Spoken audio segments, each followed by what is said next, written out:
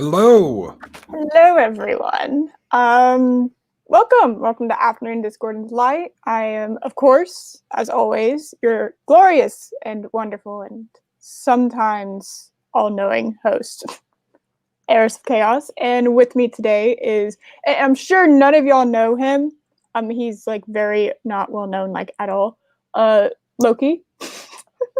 Don't forget, full of chaos and fiery and a battle axe and deadly on the battlefield. And there's all those other things that you got to look out for when you're dealing with this one. To the left of me, I guess. Yeah, to the left of me. Left? Yeah. Yeah, I think yes. I don't. It's mirrored, and I haven't been on camera in a while, but it always throws me off. So yeah, all right. Is in order to point at my guest, usually I have to point at a wall, which doesn't make sense to me logically. I want to point to the open space. It's mirrored. It's very annoying. Yeah, right. Yeah, all the smaller channels I have in my chat right now. God damn it. Anyway. So hello everyone. This is we're going to be discussing DC animated universe, which is something I've been wanting to talk about for a while because I kind of got my start in nerdom. I guess you call it nerdom, fandom, nerdom, whatever. With the Justice League animated series. I can't remember when it came out. It came out like mid 2000s, I think, if I'm remembering correctly. I used to go home and watch it like as soon as possible. And of course, they would do that stupid thing where they would have like a part 1 and a part 2. Not show you the part 2. They show you the part 1 and then a new episode, which was obnoxious. Because like I wasn't actually able to watch it like as it was initially coming out. But that was kind of the introduction. That's why even though The Dark Knight's my favorite film, Kevin Conroy will always be my Batman, not Christian Bale. And of course, you have was it Tim Daly, right? Yep. Tim Daly, Kevin Conroy. Mm-hmm. And then my Wonder Woman, which I can never ever pronounce her last name correctly. It's Susan Eisenberg, I think. Eisenberg. Eisenberg, yes. Like Heisenberg. Yeah, Man, yeah. You'd think I'd be able to pronounce that just because it's very easily. You would be wrong. But yeah, it's he is my Wonder Woman. I grew up wanting to be her. I wanted to grow up being like her. I think I managed to do that a little bit. Just shorter hair. And yes, the black hair is back for anyone who noticed. I doubt anyone did, but I wanted to talk about it. The Joan Jett look is back, ladies and gentlemen. The accidental 80s is happening again. Pure coincidence that apparently I look straight out of the 80s because I had no idea until like a month or two ago. I think it's when I discovered that. Because I think you and Mexican Iron Man were talking about it, right? Yep. Yeah, and I was just like, what? Oh, okay, sure. I have hair. Oh my god. The secret's out. The secret's out, everyone. Yes, I do in fact have hair. This is not part of just my head. I do have hair. I know.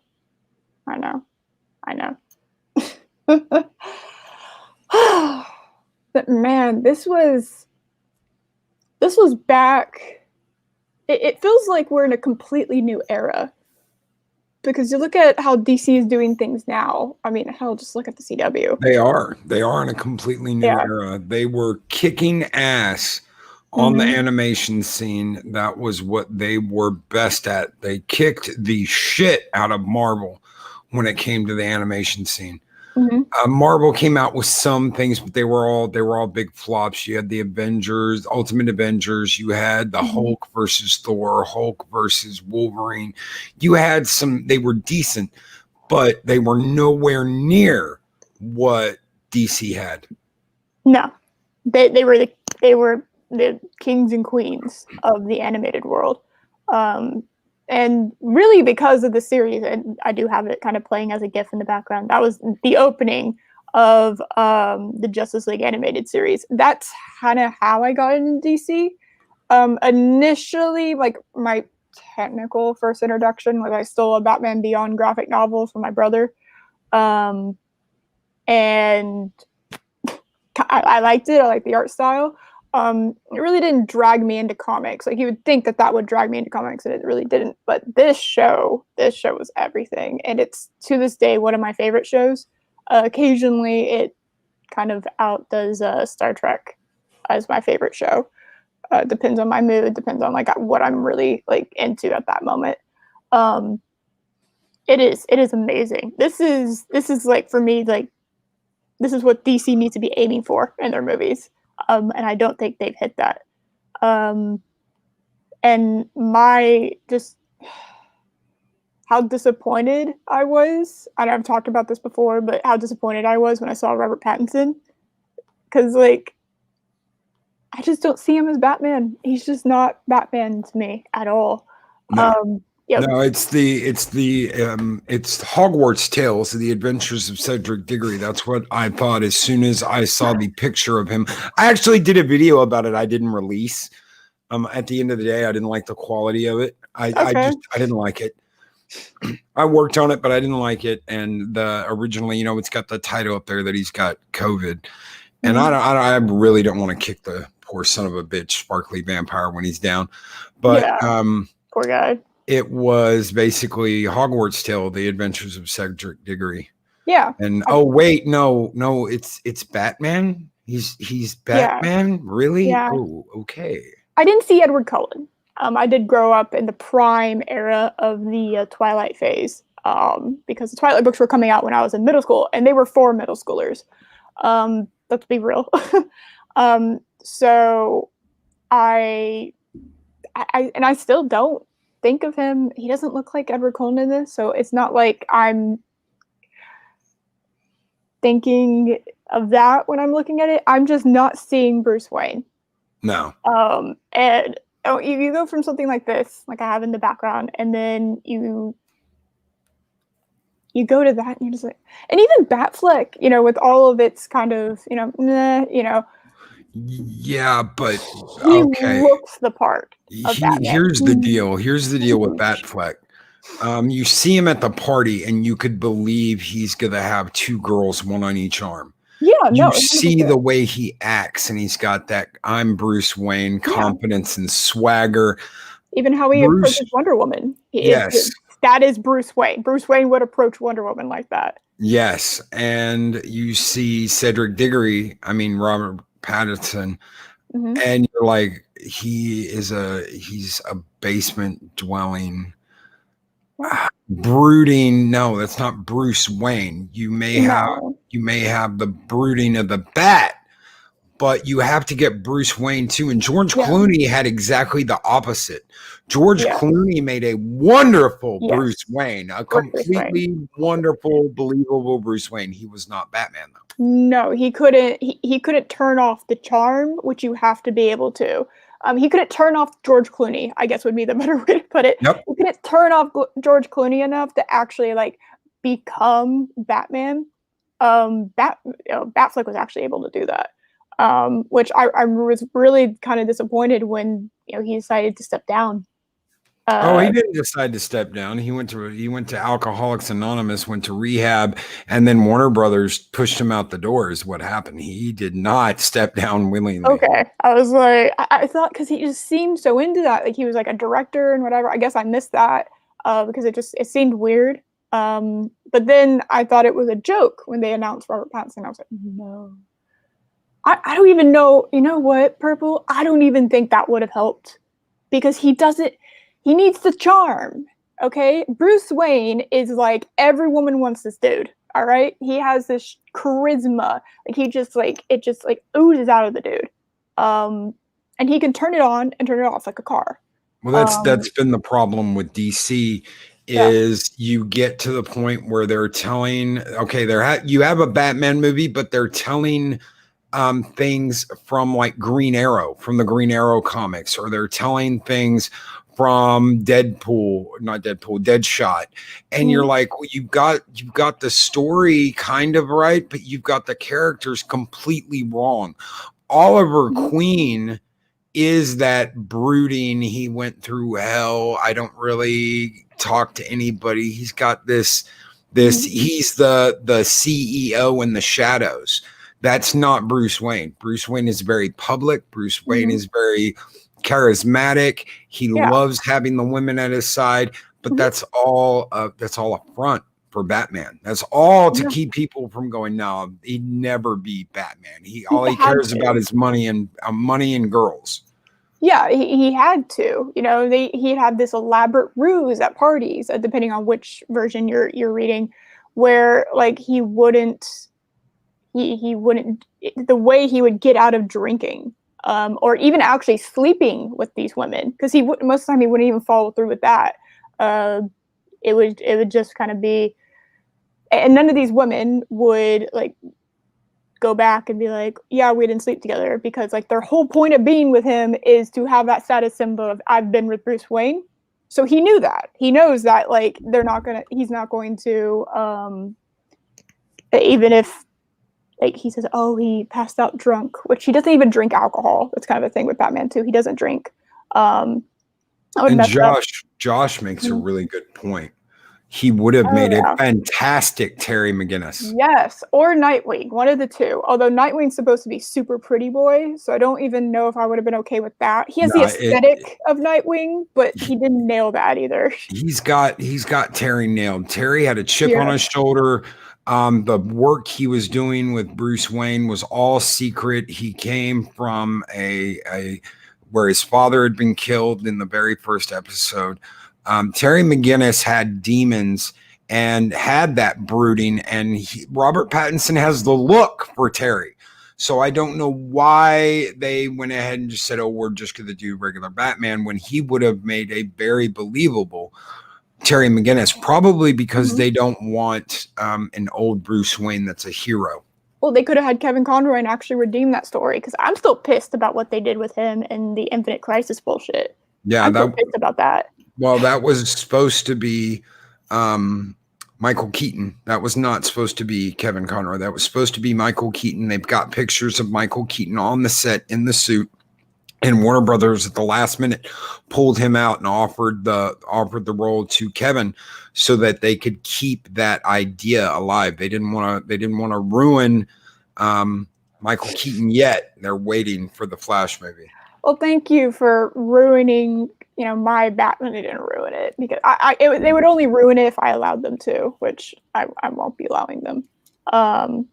But I mean, I cannot stress this enough. If y'all have not watched the Justice League animated and then Justice League Unlimited series, you need to watch it, please. It is good. It is so good. And then I found out recently, apparently there's a bunch of movies that came out afterwards with the same voice cast that I didn't for some reason know about. Yes, they came out after the Justice League series ended. You've got Kevin Conroy and Tim Daly, like we talked about before, and they are continuations of the series. They are. Like, the interaction between Batman and Superman is exactly how you would imagine two best friends, frenemy type of, Superman's always giving Batman shit, and Batman's throwing it back up, like being a sarcastic asshole like he always is. It's things like that, but it's charming because they're friendly. It's friendly banter between those two. There's a scene, which is it the Apocalypse, or I don't think it's Apocalypse. It's the one that comes before that. What's the one that comes before that? Public Enemy. Batman and Superman, Public Enemy. Yes. There's this great scene where they literally fight back to back. And it's beautiful. And it's amazing. That is Batman, Superman, Public Enemy. And what happened was Lex Luthor is president, and he put a $1 billion bounty on Superman. And of course, Superman's best friend, Bruce Wayne, aka Batman, is there fighting with him back to back against all the villains and even some superheroes that end up coming after them. Yeah, it's it's straight out of a little bit different animated style, but the spirit is there, which is kind of forgiving. I'm really picky about my animation styles, like super picky. If I don't like the animation style, I won't watch it. I don't even care how good the story is. there's an anime called Mob Psycho 100, I think. I can't get past the animation style. I hate it. I absolutely loathe it. I know the story's good, but I hate the animation style. It's another reason I can't get into any Caltech styled animation series. I don't care what it is. I'm so sick of it. I'm very picky kind of with my art in that, and this is really good. Well, no, you had mentioned the way they were fighting when they were fighting back to back. There is literally a scene where Batman, he's fighting, I think he's fighting Mr. Freeze, and he drops this pellet and it freezes. It makes this giant wall of ice. And right after he does that, he says, Superman, bring the heat. And Superman laser visions this like line in the sand, and it explodes, and it's like fire and ice. Basically, the way they are fighting complements each other's fighting styles, and they're bouncing back and forth fighting people.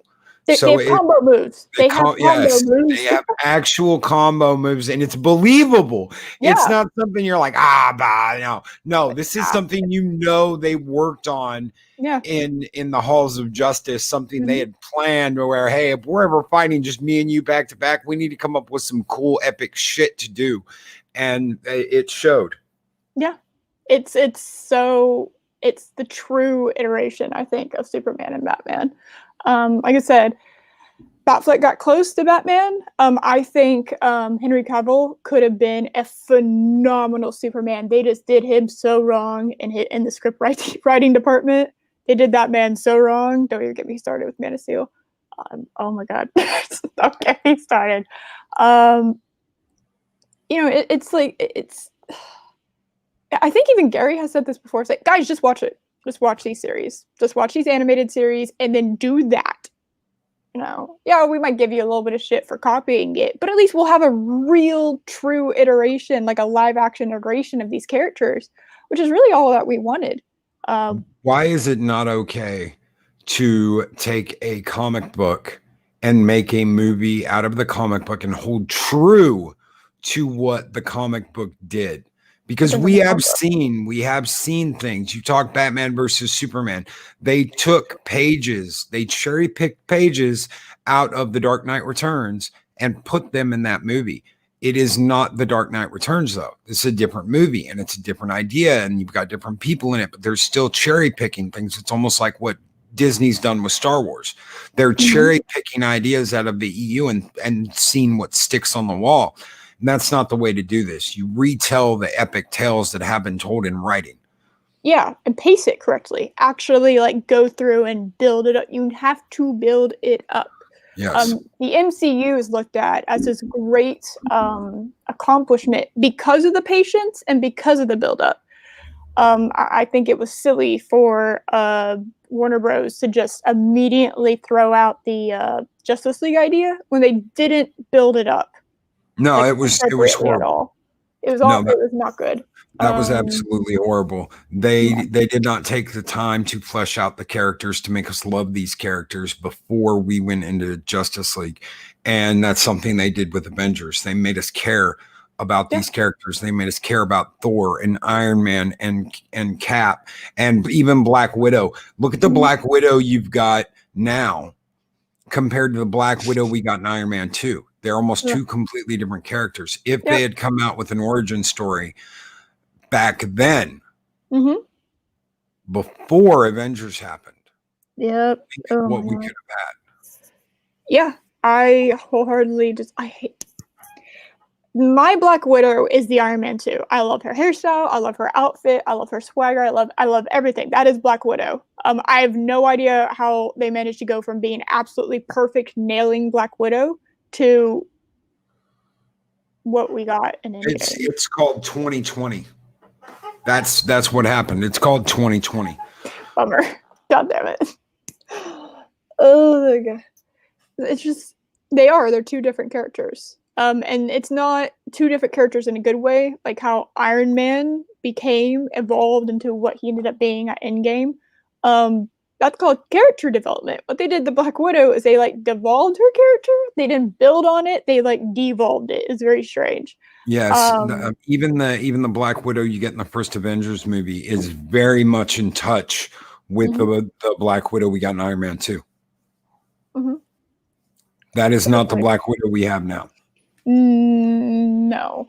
I don't know why they did. I don't know why they did a lot of things. We'll have to have a whole discussion on. No, wait. No, Jesse's doing a whole. Is doing like this MCU Mondays thing on his channel. I thought we were talking DC. Yeah. So sorry, I just bring that in. Well,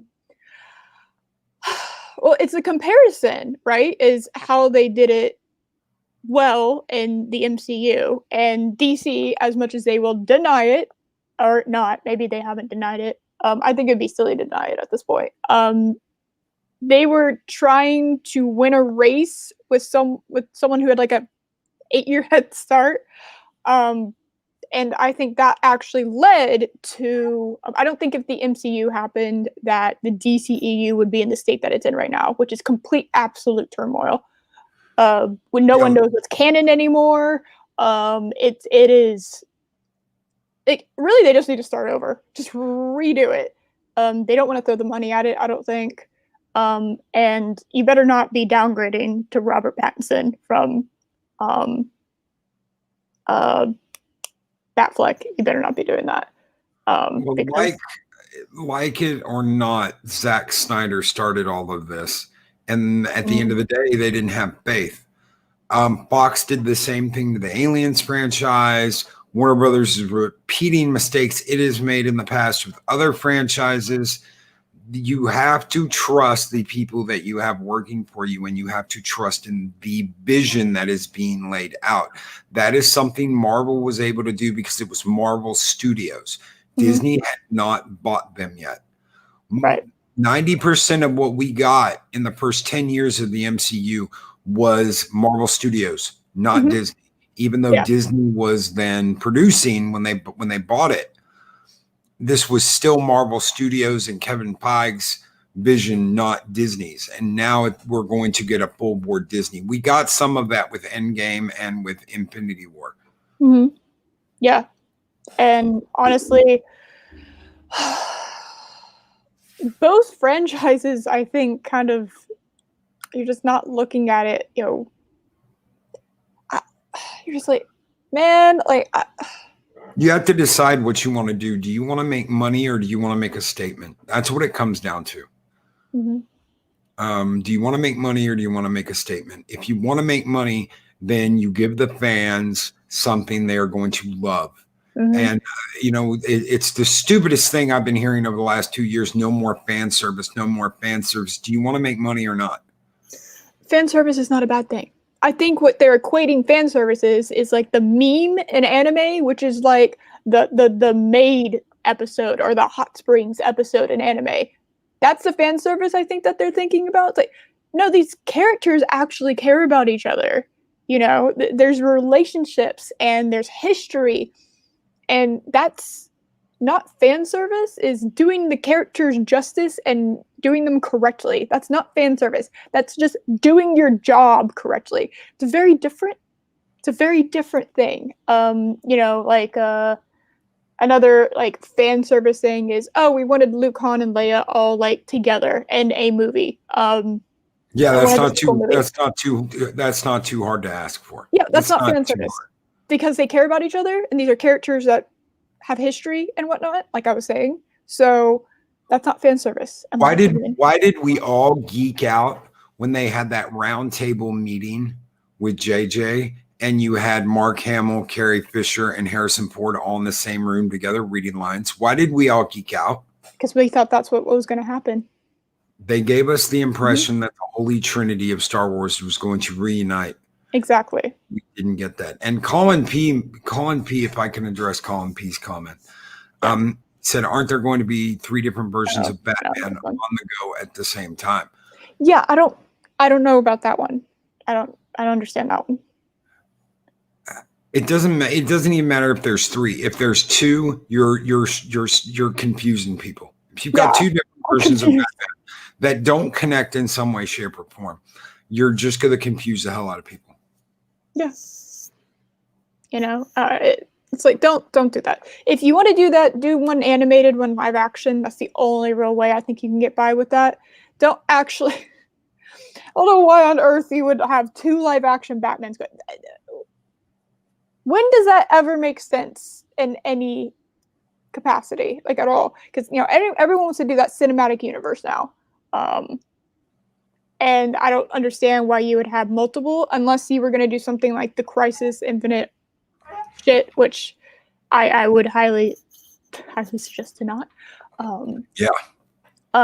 Because it's very confusing, and you have to have so much build up. That's like your end game, so you can't really. You got to build that up. So they would have to give us clues that they were different iterations of Earth. But people who like normies are not going to know about that kind of stuff. Well, yeah, there's a whole multiverse in the DC. In DC, there's a whole multiverse, all different types of characters from all different, all variations and whatever. And honestly, it kind of, they could almost get away with saying that every iteration of Batman is the multiverse, is different Earths in the DCEU, but yeah, and purple brings up multiverse in a live action film would confuse a lot of casual viewers. Imagine the backlash though if they had a CGI'd Christopher Reeves as like a Superman. Could you imagine the backlash from that if they tried to do that? That's why they had I can't ever remember his name. I love him to death as an actor. He played Superman and Clark Kent in Superman Returns, but I can never remember his name. Great kid. Got really thrown under the bus. He was like playing bowling when they found him. He was out bowling when one of the executives at Warner Brothers was like, "Oh, you look just like Clark Kent. What's your name?" And they brought him in and had him play Superman in Superman Returns. And it's, as much as I love the fact that they gave him a chance and they brought him back in the CW verse of whatever the DC is now on CW. A mistake. It was a mistake. Yeah. And he is the Christopher Reeve Superman in that multiverse. Brendan Roth, thank you. Thank you, Josh. Yeah. Yeah, Brendan Roth. Yeah. And he's a good kid. I really like him. He's a good actor, but he got steamrolled in a movie he should have never been in because they could not find someone to fill the shoes that they should not have been filling in the first place. Just let it be a new story. Let it be a new story. It doesn't have to happen after Superman 2.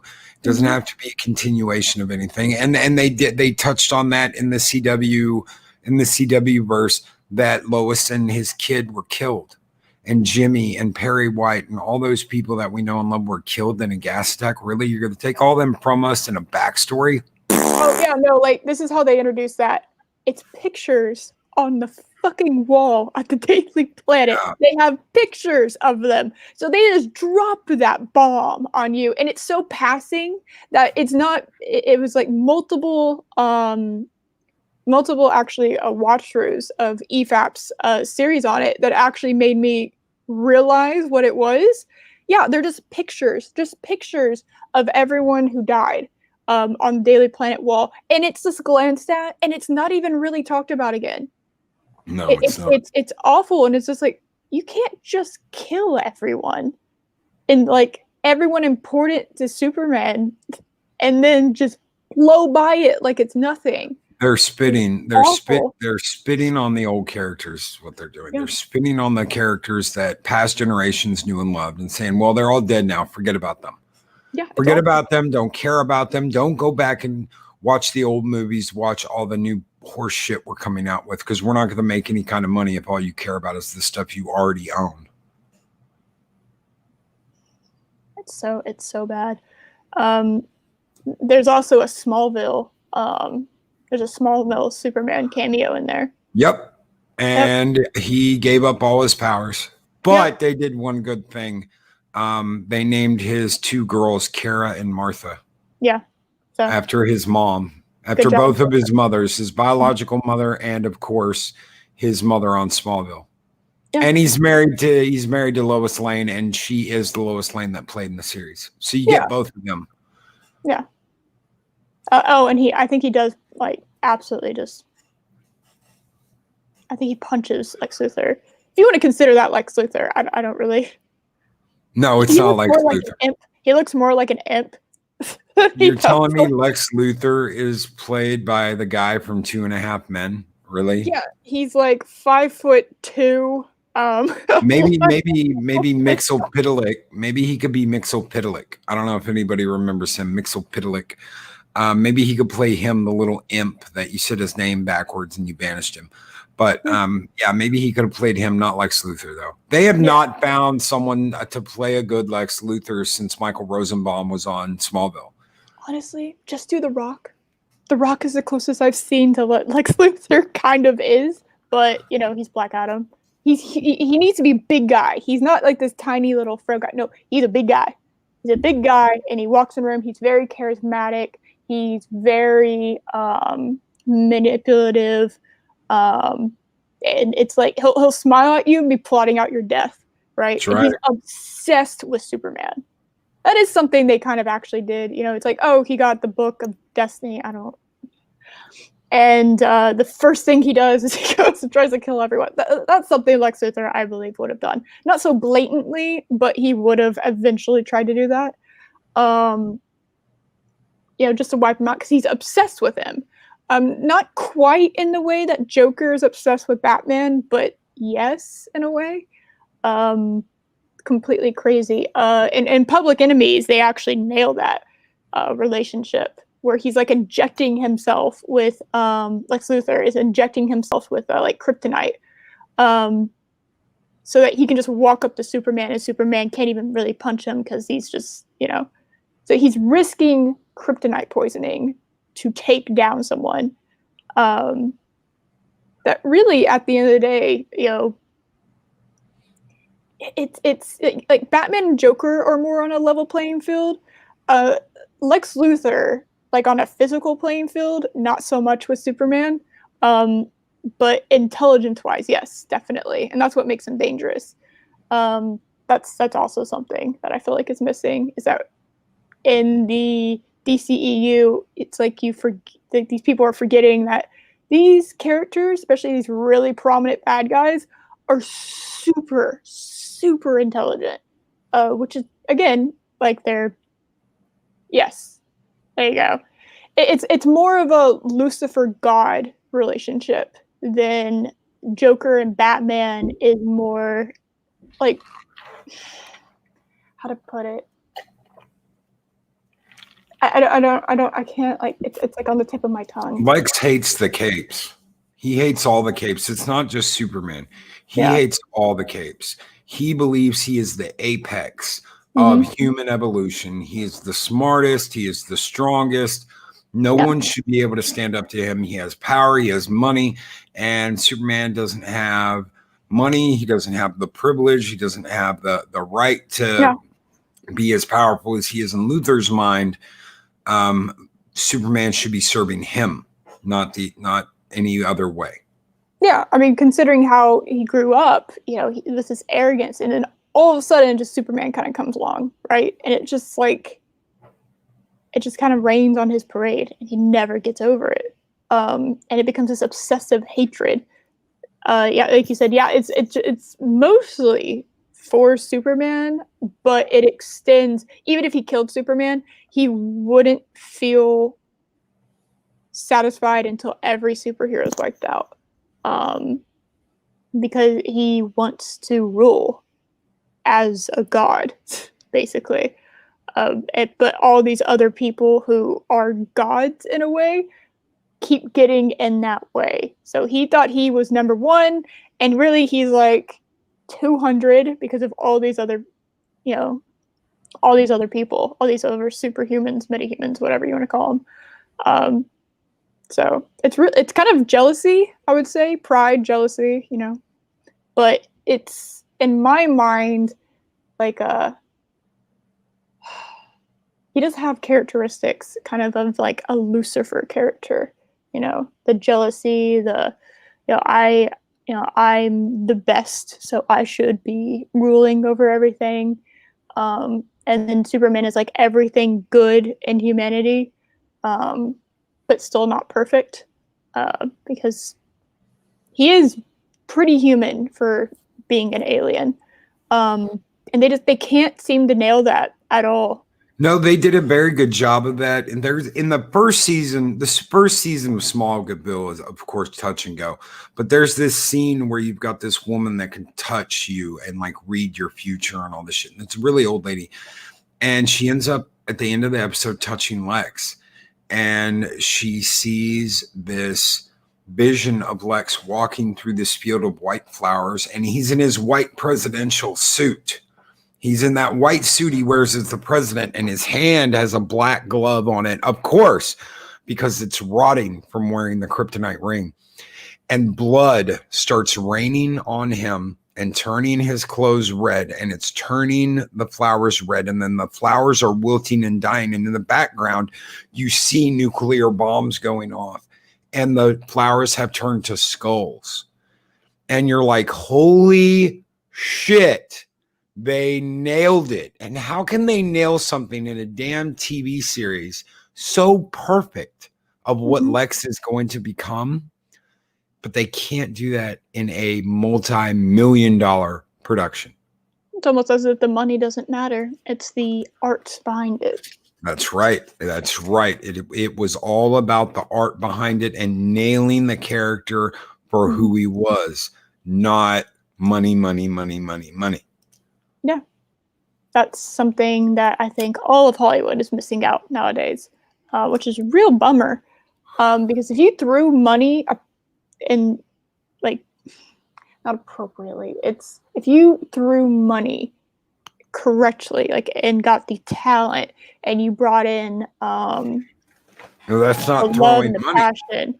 Well, That's I'm not- just saying, like, if you're gonna throw money, throw it in the correct areas. Don't just like throw it at, hey, this guy owes me a favor, and this one. It's like, I know I'm asking Hollywood to not be Hollywood, but it's hurting them.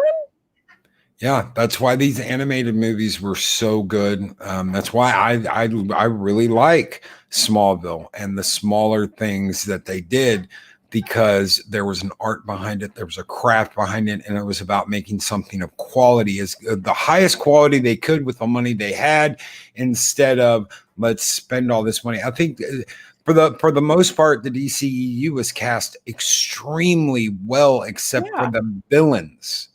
Oh yeah, they're so Joaquin Phoenix. I know it's debatable about what part his Joker's gonna play. You know what the one thing is about that movie that pisses me off?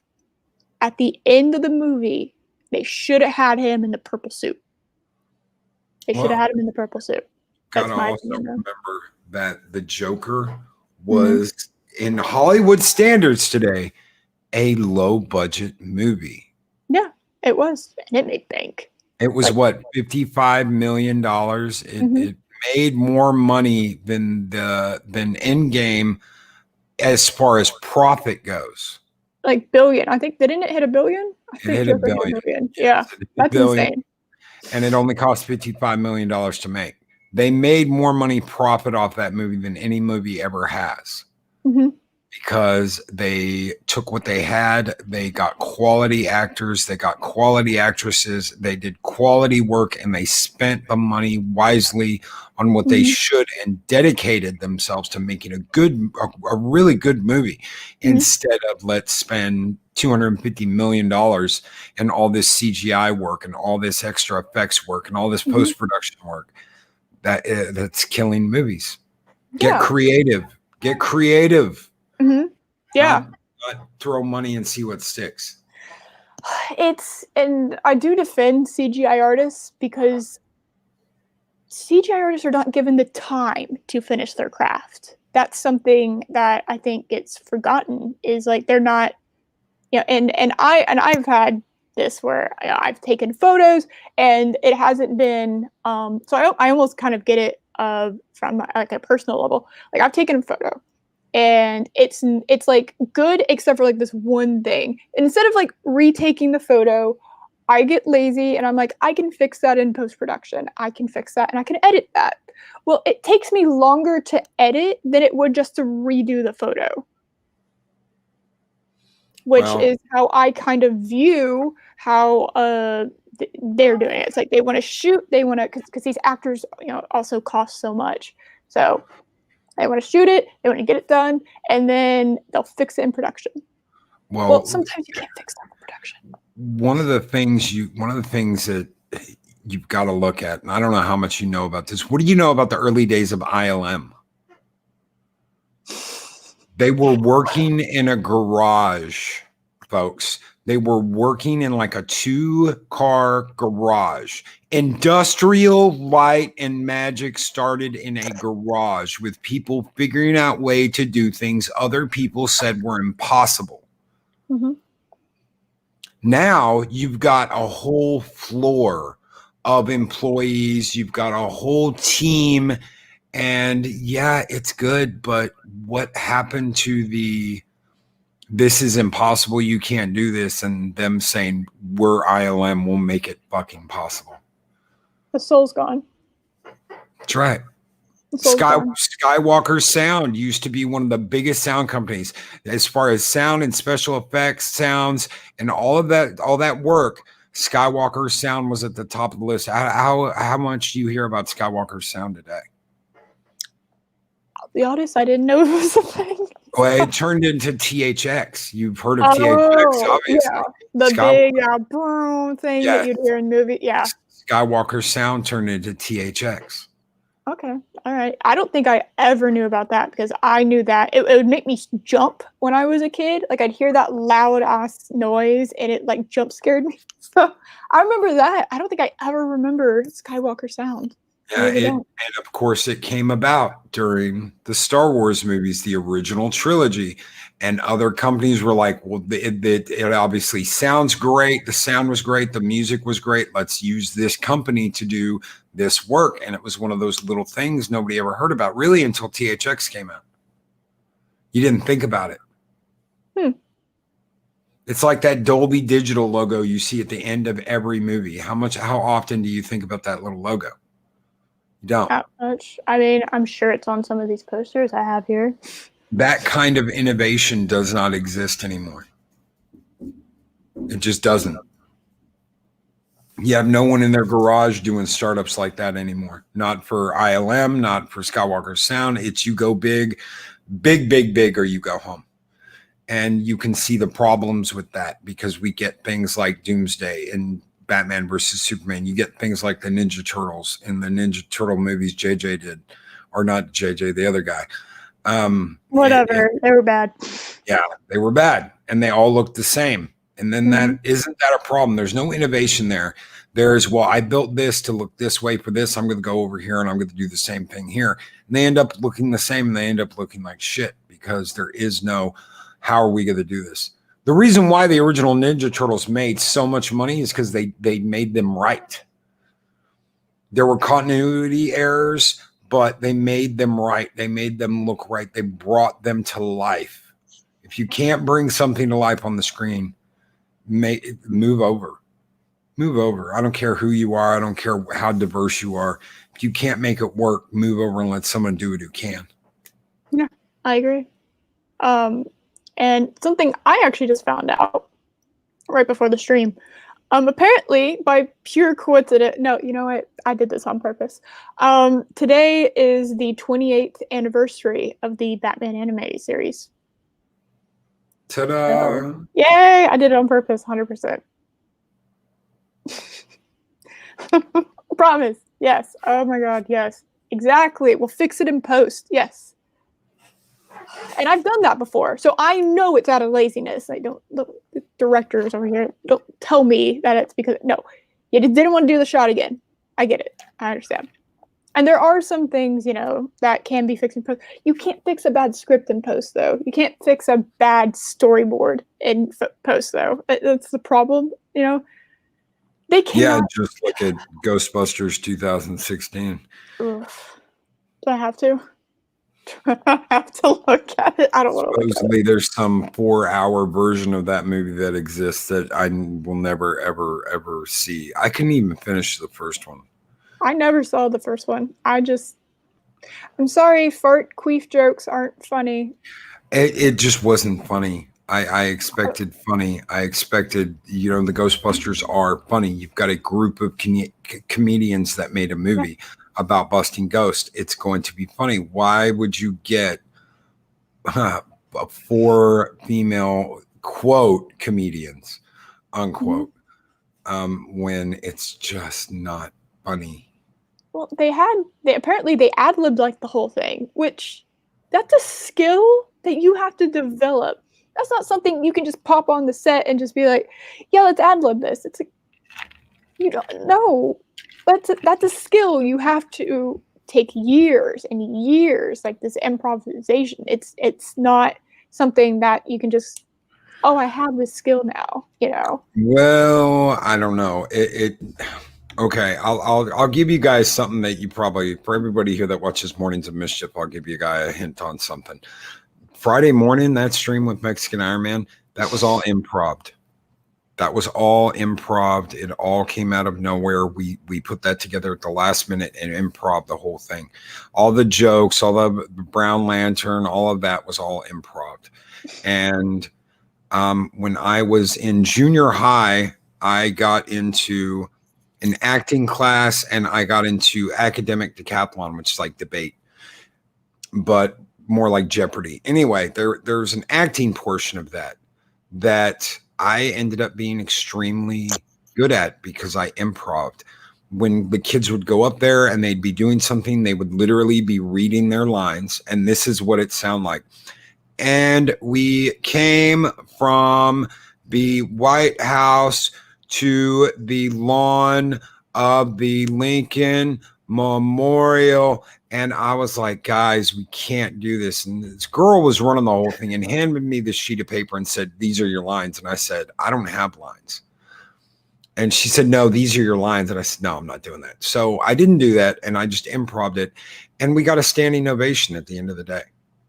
That's something I'd never done before. I'd never done any improv work, but it was something I was very good at. So when I went to high school, drama, I did improv. When I went to college, drama, I did improv. I learned that improv was what I was very, very, very good at. I could come up with things at the top of my head at the last minute, and it worked and was funny. Either you're good at it or you aren't good at it. So if you're going to improv a whole movie about busting ghosts and it's not going to be funny, you shouldn't be improving a movie. Some of us aren't as talented as you, Loki. Oh no. Oh no. Poor Josh. No. Yeah, I'm right there with you, brother. I'm right there with you. I was there. I was there sitting, oh, this is going to be good. And hearing the music from the 89 movie. Yes, absolutely. Because Whammon, isn't that just how it is nowadays? How unfortunate. Because Whammon.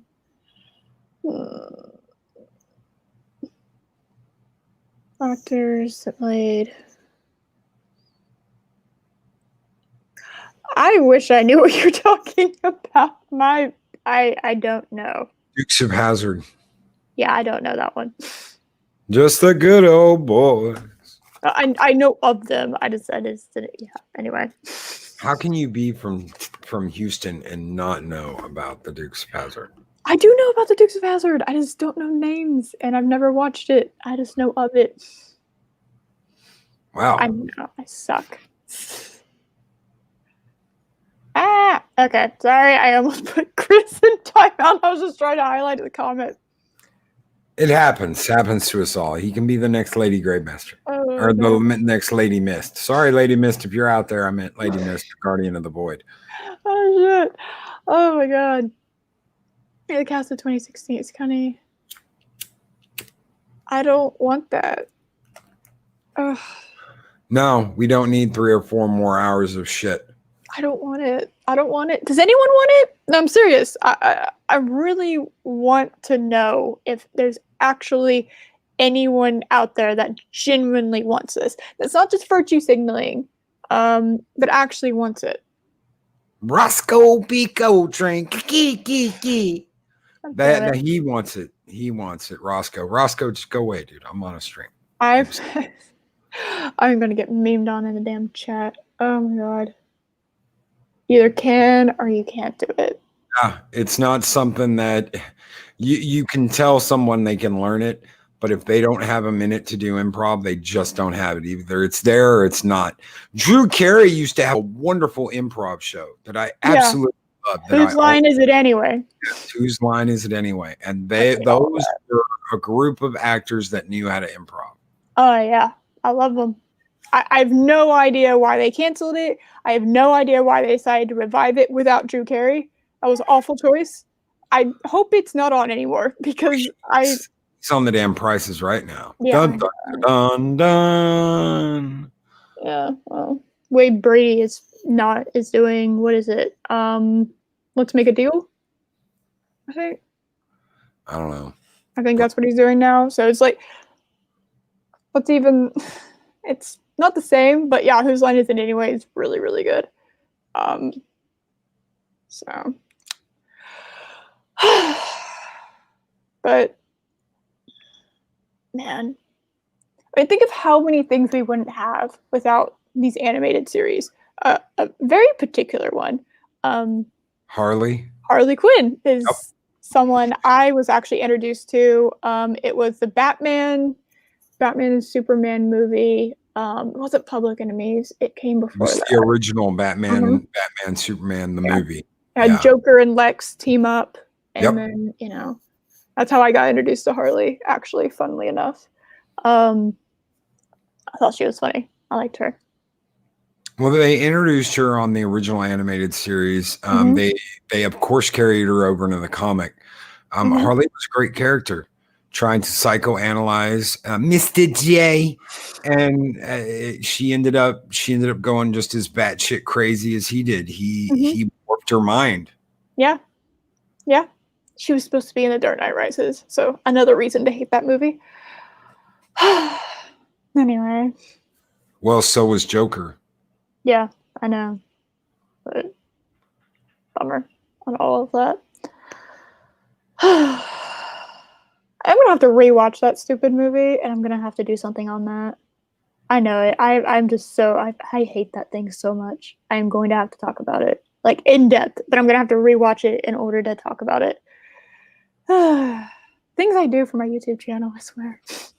It's so hard. It's so tough being a YouTuber. It really is, guys. I'll tell you what. It is. Don't take it away from yourself. Shush. I have fun. I have a lot of fun. So as long as I'm having fun, I'm okay. If I'm not having fun, we've got a problem. Yeah, she wanted to actually use the Joker to catapult her career into stardom. She was already like a prodigy. She was like a genius. She graduated like top of her class. She was like the youngest person to ever be, I think, a doctor at Arkham. Yeah. And so she wanted to, and she was like kind of pushed away. And so she ended up getting the Joker as her patient, and she was going to use him. Yep. She was going to write a book, I believe, on analyzing the mind of supervillains and trying to cure them. And he took advantage of that. Oh yeah, he actually flipped the script on her and manipulated her instead. So was she already bashing? I think the madness was always lurking in there. It was just kind of waiting to come out. And then now what they've done to Harley, which, oh my god, I'm so happy they're getting back to the classic red and black in the new Suicide Squad. I didn't mind the original Suicide Squad Harley outfit. I didn't mind it. If I really mind it, I wouldn't have a cardboard cutout of it. But her Birds of Prey outfit was atrocious is the best compliment I can give it. It was so bad. So to see like what they're going into, it gives me hope. And then the Batman trailer took it all away. But that did give me a little bit of hope.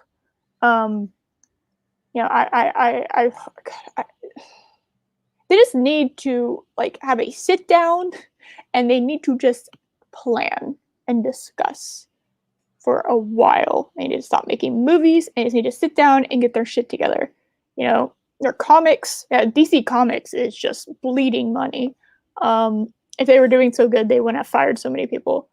You know, they're kind of just they've become this weird like joke. Even their animated series, it's like, what the hell was Teen Titans Go?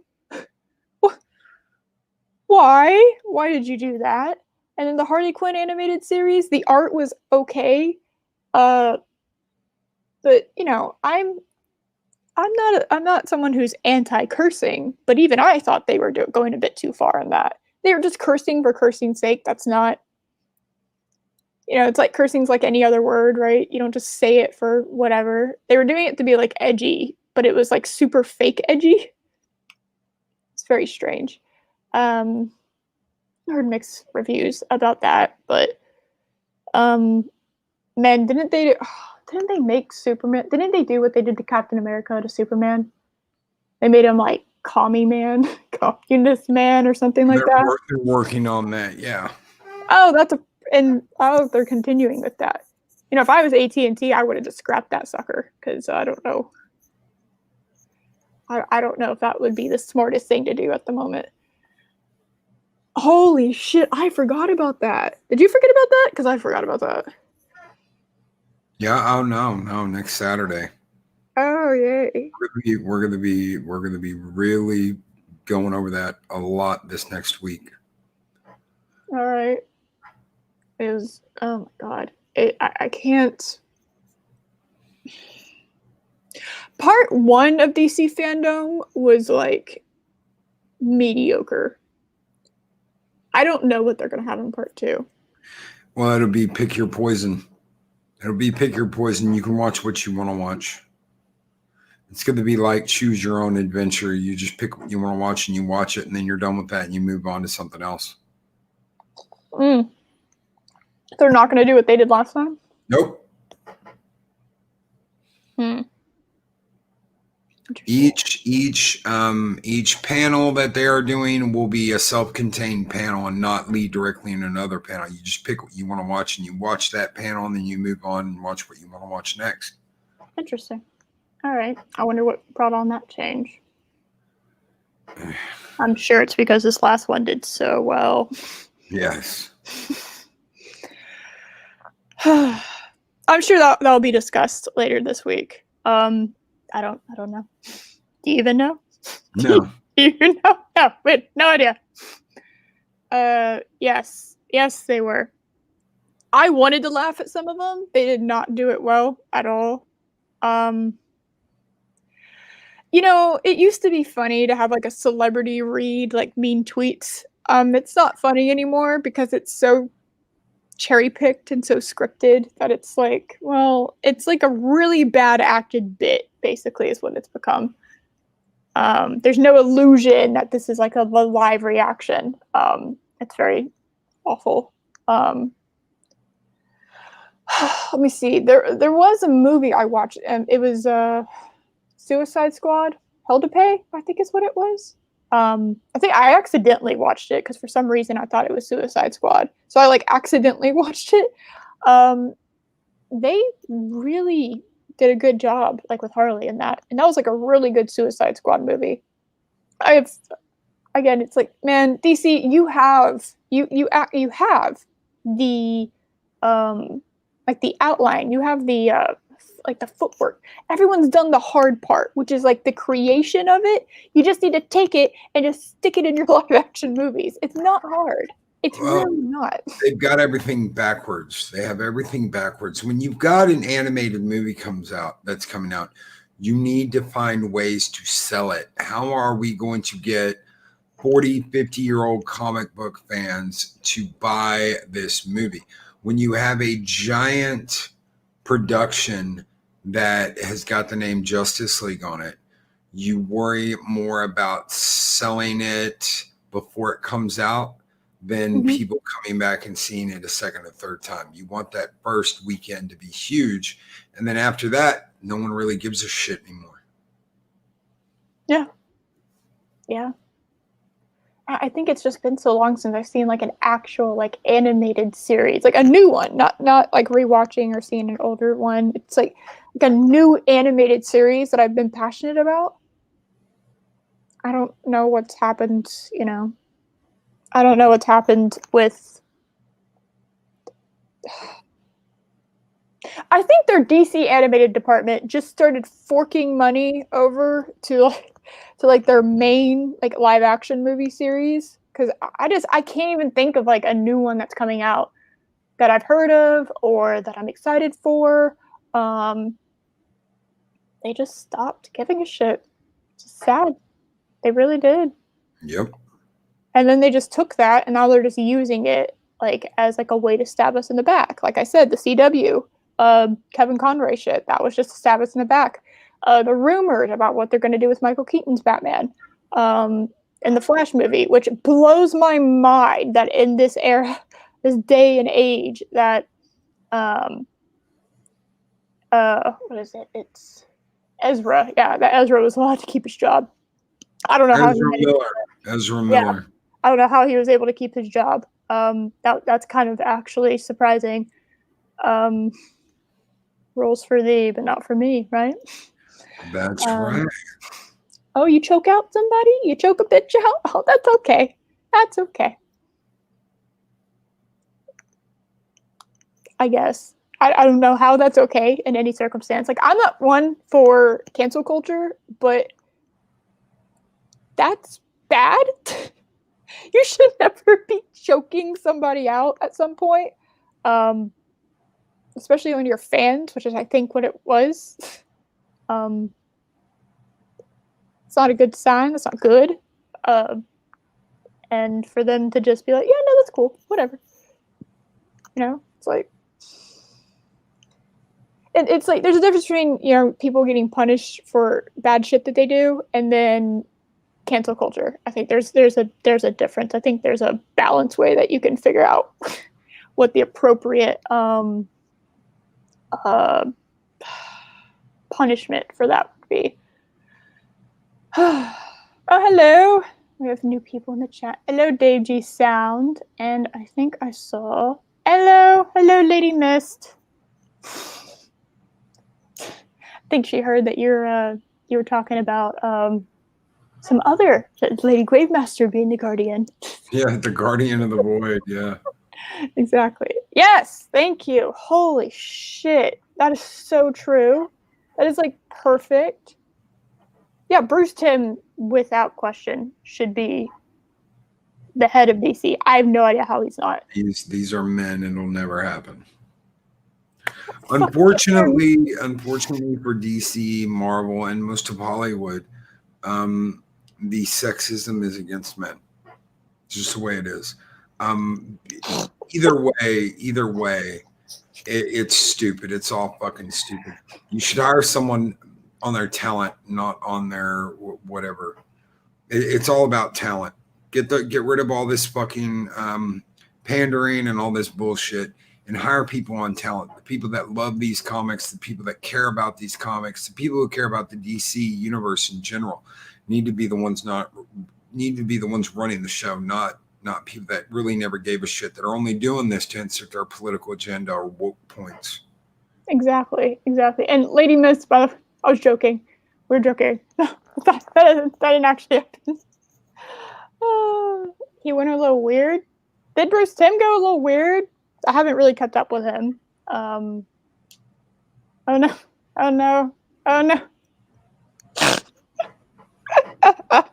It's war.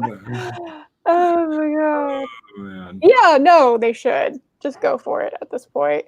You know, just for a little while. It's war. Lady Mist declares war on the people trying to silence her and put her in the void. It's god damn it. You know, I watching, because I love DC. I absolutely love it. And I'll admit, I'll be the first to admit, I kind of got swept up in hype culture. When I went to see Justice League, I thought it was good. And then I thought about it. And then I saw it again. And I was really upset. Really upset over it. Giant flaming dumpster fire of epic proportions. Yeah, it And was. it's because you've got you do have some good acting in it. Jason Momoa is excellent. Of course, Ben Oh, Affleck is excellent.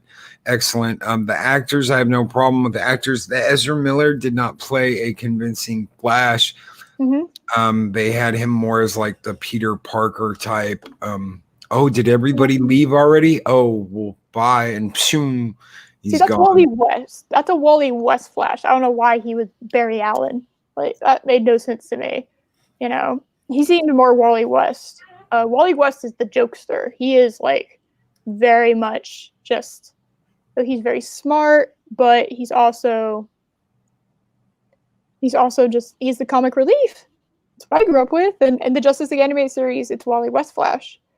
I really don't know anything about Barry Allen, but he just seemed more Wally to me. Yeah. He wasn't a redhead, but you know, when has that stopped Hollywood before? I just and also didn't really appreciate the secret identity reveal. Like in the first movie where they're all together, in the Justice League animated series, the reveal of what their secret identities is in an episode called, which is like the first like end of the first season. It's on an episode called Starcrossed. It's a 3-part episode, and it's when the Thangarians, when Hawk Girls people come down and try to take over Earth, and actually do for a little bit. So they can't be superheroes because she like sold them out, and they have to take on like new mantles, and people like Wonder Woman, who's never had like a secret, identity. They were all trying to take on these mantles of who they were. And there's a great scene where they're all like in this like a kind of closed retail store, and Flash is like, "Hey, so some of us like our secret identities. So how are we gonna do this?" And he just, Batman just like immediately starts pointing to everyone. He's just like Wally West, Clark Kent, and then he uncowls himself and he's like Bruce Wayne. And of course, Wally's just sitting there, just with his jaw dropped, because he had no idea that Batman was Bruce Wayne, and he's just kind of that's kind of the introduction of that. No, in Justice League, they immediately just, yep. You want to know my secret identity? Here it is. I'm Batman. Yeah, it's like, where are the other superheroes? Martha! Yeah, it's Chris Persia makes a really good point. Yeah. Yeah. Mm-hmm. In a meritocracy. Go ahead. I'm so used to reading comments. No, by all means. You can do it if you want, if you're so inclined. Loki, in a meritocracy, talent is key, but we are now in clown world, where it's what set of pronouns you use is what determines markability. Yes, I could not agree more. Mm-hmm. I really, at the end of the day, don't give a shit about that kind of stuff. About the pronouns. I really don't fucking care.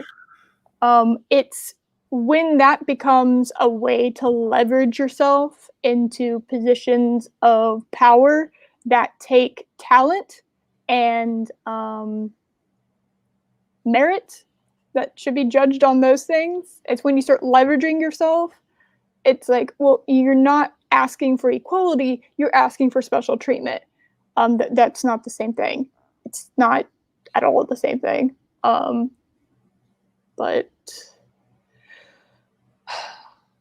yeah, I never really got to know Barry. But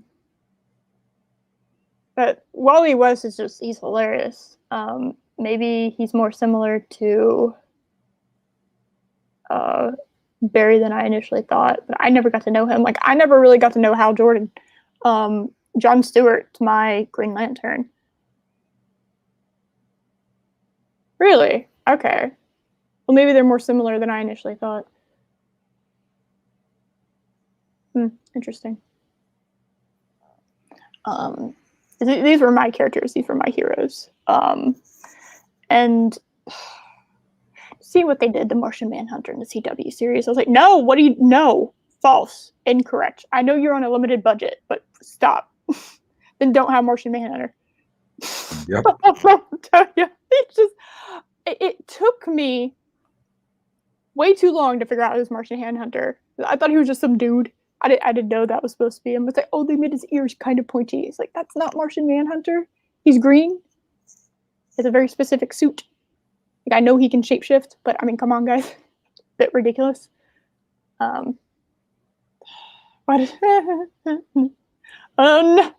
Who said Martha? Who did it? Who said Martha? Damn it. What an awful scene. The memes are hilarious from that, but there was a way to introduce the fact that they both had Martha, but no one's calling their mom by their first name when they think they're about to die. No, they're going to say, please save my Martha. You've got to save Martha. No. It's like, please, please save my mom. It's like, please save Martha. It's like, you're not saying your mom's name, like her actual first name. It's ridiculous. And Mark, you're right. Grant Justin plays a great, not just a good, but a great Barry Allen. That show has been destroyed because of pandering. Because your favorite character? Shit.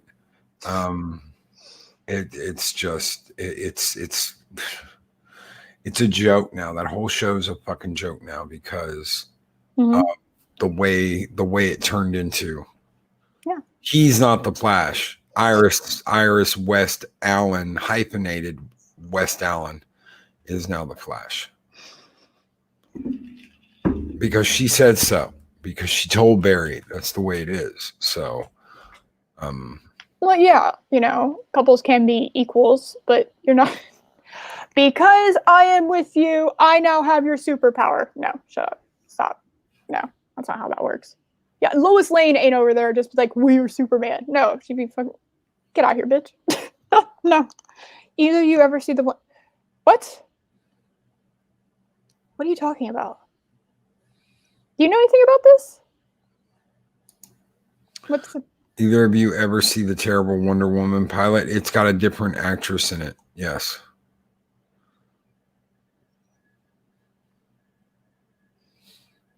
No. Soup says Martha. It says Martha. Soup says Martha. Martha. Why did you say that name? And if I had a favorite character or a favorite actor in the Flash TV series, it was Tom Cavanaugh. Tom Cavanaugh plays a wonderful Harrison Wells, and in many different forms, many different alternate universe Harrison Wells, but he also plays a fucking epic Reverse Flash who teaches Barry how to be the Flash. Also, he can sap Barry's speed and get back to the future. Why would the Flash's worst enemy teach the Flash how to be the Flash? Because he needs his speed to get back to where he comes from. Beautiful idea, beautiful ending to it, and they just went all downhill from there. I never watched Smallville. I heard about it. I kind of saw it a little bit, little like bits and pieces, but yeah, I think the closest he came was glowing red eyes. Well, I understand in a TV series, I can be more forgiving. Game of Thrones did kind of raise the bar, and it does make it a little bit more difficult now to have lower budget things like that. In my opinion, you need to wait in order to. You either need to gather the money and actually like put good.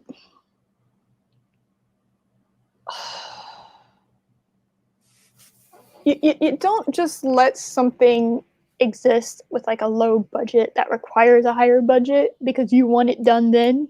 Have a little bit of patience on these things. I've seen a little bit of The Flash from the CW, and I have to agree with Mahler and the guys from EFAP. It looks like pajamas. It really does. His suit looks like pajamas. It's kind of hard to unsee that. It didn't for a long while. I think it was the second or third iteration of the suit that looked spot on, and they changed it again, and it didn't look right. But Rob Pearson, you are absolutely correct. When Harrison Wells for the very first time says, "Run, Barry, run," and you're like, "Yes!" And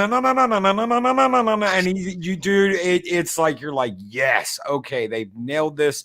It was at the height of the Arrow when the Arrow was still good, and it just after that. Yeah. I did not know. I didn't know. Like I said, my big knowledge with DC comes a lot from the animated universe. I had no idea that there was two different races of Martian. Because last time I checked, he was the last one. Now maybe they've changed that. They did that with Doctor Who. He was the last Time Lord, and now he's not. Okay, so I'm sure you never saw this episode, but this is the kind of fan service they used to give in The Flash. There's an episode where Barry runs back in time. He's supposed to knock himself out with like a tranquilizer and take his place. They end up actually having two Barrys at the same time on screen, and Cisco Ramon, one of the members of Team Flash, doesn't know. He's like, one of you is an imposter. And one of the Barrys says, the last time we hung out, we watched Search for Spock for the 4th time. And he points at the other Barry and he goes, or not Search for Spock, but Wrath of Khan. And he points at the other Barry and he goes, imposter, ha ha. And that Barry says, and every single time we watched it at the end, you held up your hand, and he makes the Vulcan salute and he goes and said, I have been and always shall be your friend. And that kind of shit makes you smile. It makes you laugh. They're like, holy shit. So Cisco and Barry are just hanging out watching Wrath of Khan. Who hasn't done that with a friend? Right. And who hasn't held up the Vulcan sign, and said, I have been and always shall be your friend? Who hasn't done that? What real Star Trek fan hasn't done that?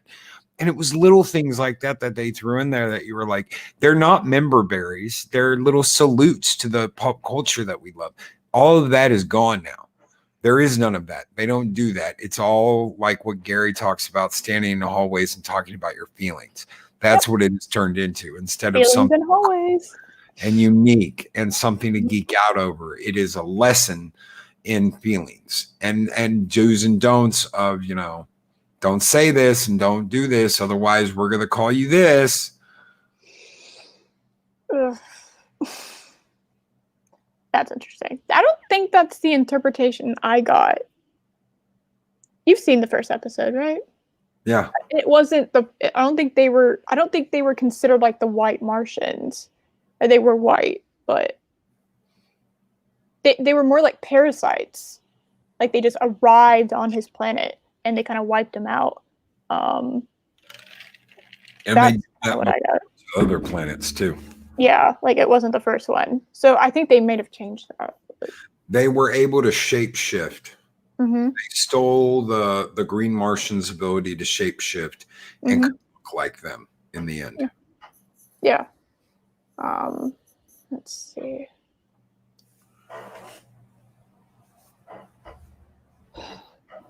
And the things that take hours out of Flash and other characters are really that bad. They would never. Isn't she technically like, she's Asian, right? No. In this version? Is she not? She not? Yeah, Am I thinking of the wrong one? I think I'm thinking of the wrong one. Anyway, she's a woman. They won't do that. Mark says the funniest Flash moment to me was Ollie teaching Flash how to be a hero and shooting arrows at him. He shot him in the back, and they touch on this over and over again. It was like a running joke where when Barry had to teach him how to be the Flash, because they switched. Barry became Oliver Queen and Oliver Queen became Barry. Barry shot him in the back with arrows, and Oliver, of course, was like, no, I'm not going to do this because you're going to shoot me in the back with arrows. He's like, no, man, I would never do that. No, you did that to me, and I'd never do that. And what does he do? He shoots him in the back with arrows. Okay, that's funny. Yeah. That's good. I heard The Flash was initially really good. I also heard good things about Arrow.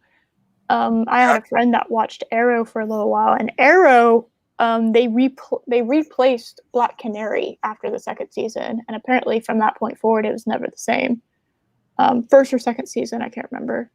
And they hated it. My friend had hated it afterwards. She was just like, "Oh, I hate this Black Canary," and it's hysterical. Butthole Chin never. I can't think of her name. All I can think of is Butthole Chin. I hate Sarah Lance. I fucking hate the actress that plays her. I cannot stand her. I love Laurel. Laura was great. Laura was hot. Yeah. Laura was funny. Laura was a great.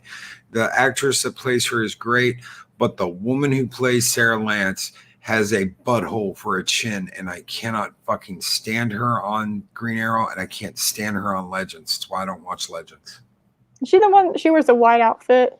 Yep, White Canary. She's the one who became White Canary. Yes. That's wrong. They didn't even have the correct version of Black Canary, so what was even the point? What's her name? The Black Canary I know. Dinah Lance. Yes, Dinah. Yes. It's Dinah. I can never pronounce it correctly. They put that in there as like a heads up because when Laurel dies the first time, oh no, they didn't Lazarus. Oh, they Lazarus her and her sister. So they Lazarus Sarah and Laurel. Her middle name is Dinah. So it's Laura Dinah Lance. And then they bring in the real Dinah to be Canary later. It's so fucked up and wrong. Oh, that's so stupid. Because Sarah Lance is originally the Black Canary and she becomes the White Canary. Laurel takes on the mantle of Black Canary, dies, and you find out that it's Laura Dinah Lance. And then the cop version of Canary shows up that's Dinah, and you're like, guys, stop. Please don't keep doing this. Because, fun fact, people, Arrow and Black Canary get together. They get married. That's a thing that happens. They become a couple. They're supposed to be, at least. Yeah, and Sarah Lance was played by a different actress, but she only had like 5 minutes on screen, Colin. You never even knew she survived in that first season. And then they brought in Butthole Chin, and you're like, oh, no. Yeah. Well, that's something I have to compliment CW on, is that they actually had these characters interact with each other. That is something they didn't do in Batwoman, but what? Oh God, there's another one. Yeah, there's another Dinah. That's their mom. Their mom's name's Dinah. It's so convoluted and fucked up. They just started smelling their own farts, and you're like, guys, this was supposed to be a kick-ass show. I love Daredevil for what it did on Netflix. Oh, Daredevil is so good. I thought that's what they were going to do with Arrow, and I kept keeping my fingers crossed that this is what they're going to do with Arrow, and no. Well, Dinah's not exactly a common name, you know, to have all like 3 different people have the name associated with Dinah. It's, like, I know what you're doing, and everyone else knows what you're doing. That's stupid. Either have a Dinah or don't. Yeah. There you go. Don't have 5 Dinahs. Yeah, and like at least CW did kind of cross people over and kind of build that way. Oh, like Batwoman. Oh, I can't. Oh my God, Batwoman. Robert Pearson, Captain Lance was a great character. He was a good actor, and he was a good character on the show. I liked him. I liked Oliver until like a couple of seasons in. I really liked Oliver. There were people on The Flash and Arrow that were absolutely wonderful, and then you had the people that weren't, and for whatever reason, they decided to put those people at the forefront of certain shows, like Iris. I'm sure the actress is a great person and a wonderful person. I'm glad she has a job acting, but her character sucks. She is up her own ass. She's up Barry's ass. She wants Barry wearing her around like a hat. You will only listen to me, Barry. Her character sucks. So she's like abusive to him emotionally, basically. Pretty much. And there was a whole season where she was gonna die, and Barry spent the whole damn season, and it made you not like her. It really did make you not like her. And Constantine was good, Purple. It was. I liked Constantine too, but they would have fucked that up too. And they brought him back for that crossover. Yeah. And met Lucifer when he meets Lucifer from the Netflix Lucifer show. Yeah, they had to go get this, guys. They had to go fetch Oliver's soul, who dies in the first episode. So Oliver dies in the first episode. They Lazarus pit him, and then they have to go find his soul in purgatory in the third episode. And they make a deal with Satan. They literally make a deal with Lucifer to get his soul back. It's like, stop. And Jitsi makes a really good point too. Barry is constantly apologizing to Iris. Mm-hmm. He is constantly apologizing to Iris. I mean, I have a problem with over apologizing, because he's a man. He's a man. So he's got to apologize constantly to the woman that is supposed to love him. And that's so frustrating. That's so frustrating. Oh, that's the CW today, and that's Marvel today, and that's just that. Why are they not making money? Why can any of their comic books not break $1 million or anything like that when Ethan Van Sciver's killing it, and people are waiting years for his stuff. I waited over a year for Cyberpunk. I never once got impatient. I never once gave him shit. Some people did, but I knew what was coming, and I knew it was going to blow my fucking mind. And when you get a comic book of that quality, I don't mind paying $20 fucking for it. Yeah, I don't, because it's a big book. It's a beautiful book. It's got beautiful illustrations. The story's good. The characters are good. Money is to be had for quality today, not we're going to print 1 million of these fucking things and sell them as 99 cents, and they're just not being picked up because. And there's 20,000 variant covers. Yeah. So. And you get something like Walmart Wonder Woman, and you're like, whatever. What the hell ever. And anybody that wants to make excuses for that, you can kiss my fat white ass.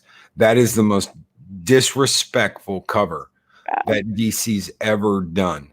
That disrespected every Wonder Woman in the past. And that lady can be like, oh, y'all don't understand. It's an alien cosplaying. Get off your own fucking shit and stop smelling your farts and acting like it's gold.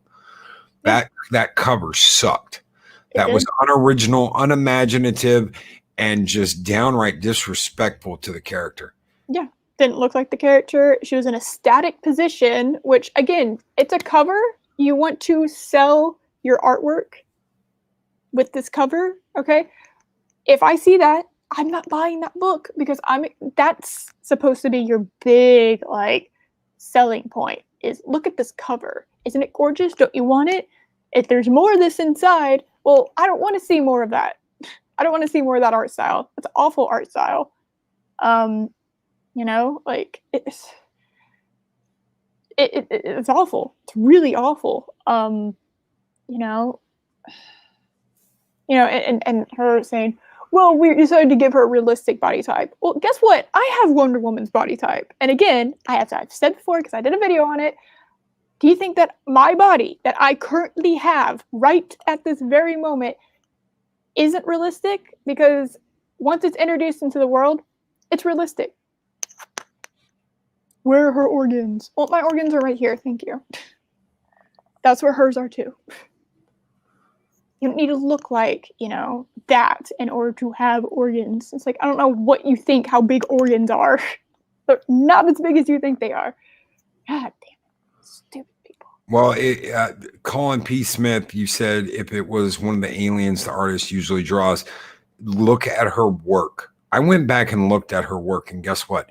It all looks very similar. And then you see a picture of her, and you go, okay, now I get it. She's drawing herself in these different situations. They all look the same. They all look similar. They all look like her. Yeah. You know what I love about Superman? I don't look like fucking Superman. I don't look like Superman. I might right now. I've got a black shirt on that has a silver Superman S shield on it, but I don't look like Superman. Why do I wear the shirt? Because of truth, justice, the American way, and everything Superman stands for. But I don't look like Superman. I don't need to fucking look like Superman. I can't look like Superman. It's completely unrealistic. That's the point. We're not looking at reality. We are looking at the heroes we know and love, and they need to be strong, and they need to be powerful, and they need to impact our lives. Yeah. They don't need to be something we see at the local Walmart every other fucking day. Yeah. You know, it's supposed to be human perfection. Like what humans, you know, like Batman, for instance, he is supposed to be peak human, right? Wonder Woman is supposed to look like a goddess. That's what she's supposed to look like. Because she is a goddess, so it makes sense for her to look like one.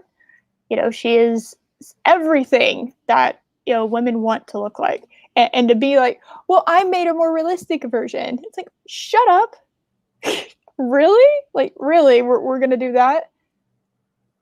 And They're Chris Persia, do you think that any actress right now would wear orange with what is going on right now politically? Do you think any woman out there in Hollywood is going to put on orange?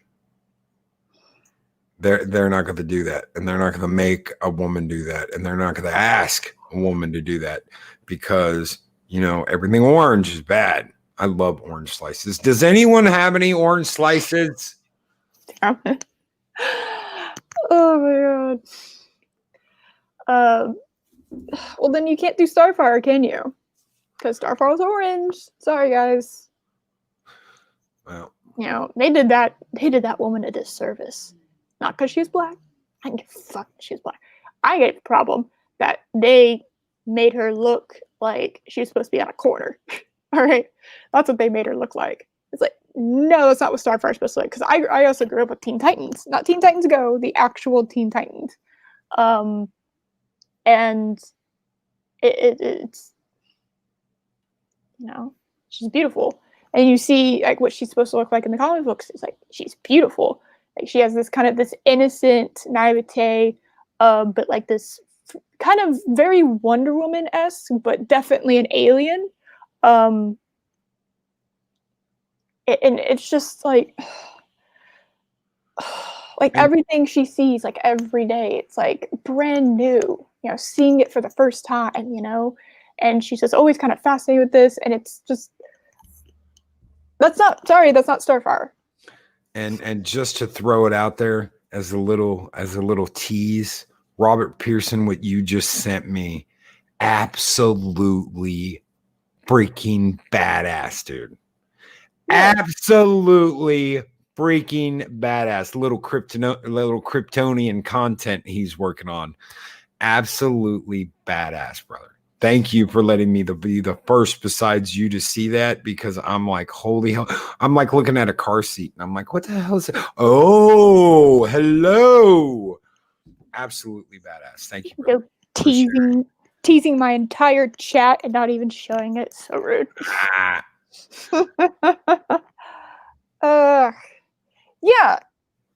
Karen Gillan shaved her damn head. Okay, she shaved her dead head to be Nebula. Yep.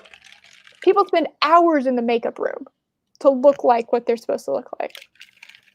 Hours and hours and hours. And it's just, you know, then you hear... Lazy or political. It's one or the other. It's lazy or political nowadays. Yeah, and then you hear, you know, like... Robert Pattinson's just like, hey, yeah, no, I'm not going to work out. And then, you know, co-star's like, I'm not going to work out. And it's like, you're supposed to be superheroes, supervillains. You're supposed to be in shape, you know? Well, they're killing it. They're killing it. When you go back and you look at where all this came from, all of this stuff that we watch today, that we read today, all of this, that's our pantheon, guys. That is our Greek mythology. Those are the heroes we read about. Those are the heroes we long to be. Those are the Herculeses and the Heras, and however you want to look at it, those are our heroes.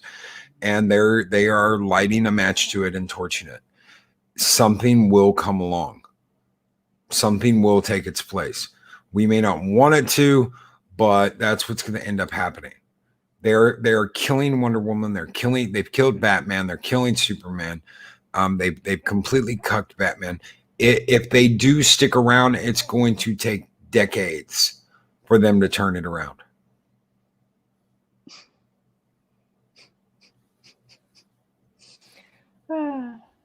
Yes. Hello. Hello. Oh my god. Oh no. I forgot about that. Whoopsie. Oh no. Whoopsie. Don't even get me started on that shit. I don't want to get political on anybody else's channel. Don't even get me started on that shit. Yeah. Yeah, isn't it funny? Orville is supposed to be a parody of Star Trek. It's more Star Trek than Star Trek at this point. That's bad. And now Star Trek has a comedy show that's supposed to be almost a parody of the Orville. And Star Trek. So you give me that Caltech art style. I don't. They're doing it with the X-Files too. They're doing it with the X-Files too. I know they're doing it with the X-Files and one more thing. I can't remember what it was. I read it the other day. There's one more thing that they're doing it to, and I cannot remember off the top of my head. But it's like everyone's getting this animated comedy thing. That's all going to be in the exact same art style. Man, I can't wait. I cannot wait till that art style burns and dies forever. Instead of X-Files, I could see a Men in Black like that. I could see a funny Men in Black series like that, but not the X-Files. Oh, the X-Files was the only thing funny in the X-Files was the lone gunman, and they ruined them. So when they gave their own show, ran off, and then that spinoff died. It was like, sometimes you don't need a spinoff. You know, sometimes you don't need one. I actually forgot about the one. Let it stand on their own. Let the work stand on its own. Mm-hmm. Yeah. Oh my God. Let's see.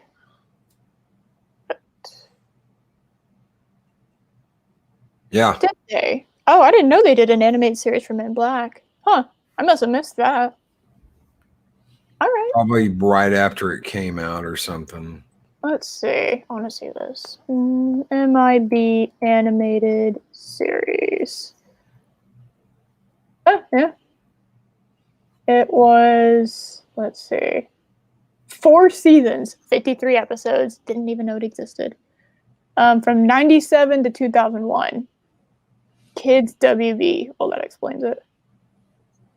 That was some good shit back then. How many times have you seen the Clone Wars? You've not seen the Clone Wars at all, the series? The series? I've never made it all the way through, but I've watched parts of it, yes. They did justice to Star Wars. Yeah, they actually improved the prequels because of that. They improved the prequels, made me want to go back and rewatch some of that stuff. And I don't hate Phantom Menace. I think Phantom Menace has a lot of really good things in it. Liam Neeson is the perfect gray Jedi. He is the perfect Jedi Master. He's probably my favorite Jedi in all the movies. My favorite Jedi. I love Liam Neeson as a Jedi because he was like, we can't just blindly follow what the Jedi Council said. We have to discover on our own. We have to grow on our own. We have to learn things for ourselves. We can't just trust the Council to make all the decisions for us. Yeah, that's gray Jedi talk, which I do identify with more. They've never done the gray Jedi justice. No. Poor guys. You know, I thought when Last Jedi when I saw the trailer for Last Jedi, I thought they were going to bring in the gray Jedi, and I was so excited. Anyway. Then we got that. It's like, I mean, honestly, you know what? I'm going to look it up right now. DC animated movies list. Ta-da. I'm actually curious. Yeah, Hell to Pay, I've seen that. Recently saw Batman Ninja, which was Ninja. Like I said, guys, at the end of Jesse's show earlier, the end of that movie is completely fucking whacked. They just went like full blown anime. but the most of that movie is really good. It really is. It is.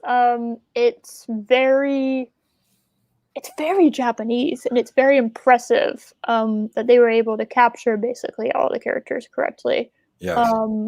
And it's a love letter, actually. The Joker in it is insane. What they do, like how they stylize each character, is pretty perfect. The animation style is inspired. It's just.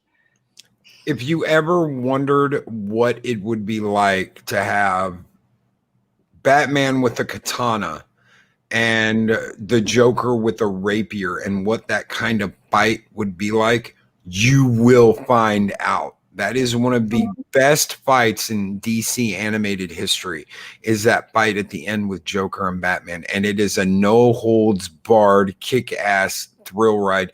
And there are shocking moments where you're like, no fucking way. And then boom, your whole mind's blown and you're like, Pato ma ninja. And yeah. Oh, it's perfect. Oh, it's so good. God, that was such a good movie. At the end of the movie, like towards the end, it's very clear that they took logic and they threw it out the window. But it was kind of charming how they did it. Kind of funny that up until like a certain point, I was like kind of still applying logic to it, when how they get in the time period that they are is completely crazy all by itself.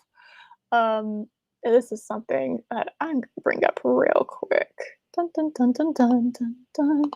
So I wanted to go see I wanted to see this.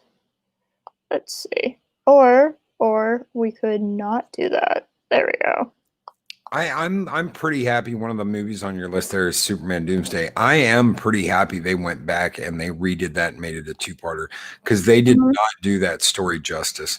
The fight with Doomsday was okay, but Lex making a full-blown clone of Superman and having the real Superman come back the way he did, it did not do that story justice.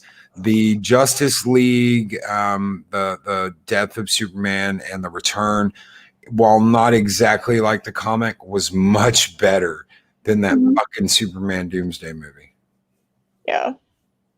And all the Batman movies on that list are great. Batman Gotham Knight, wonderful. Batman Under the Red Hood, wonderful. Batman Year One, wonderful. Batman The Dark Knight Returns 1 and 2, wonderful. Batman Assault on Arkham. All of the Batman movies on this list are kick-ass. Well, you and I do disagree on the Killing Joke, the animated Killing Joke. And it's for all kinds of superfluous reasons too, but I liked it. It's not exactly what you got in the comic, but I liked it. So it's that whole relationship between Gordon and Wayne. It throws me off. I can't. Yeah, it throws me off. It threw him off too, because he just completely ignored her after that. Apparently, it threw Bruce off too. All right, well, that makes two. And I was like, I don't, I think the most recent one on this list I've seen, as far as dates go, is Suicide Squad: Hell to Pay. Superman Red Son, and that movie sucked ass. That movie sucked ass. I'm going to watch Apocalypse War, and I'm going to watch Man of Tomorrow, but Red Son fucking sucked ass.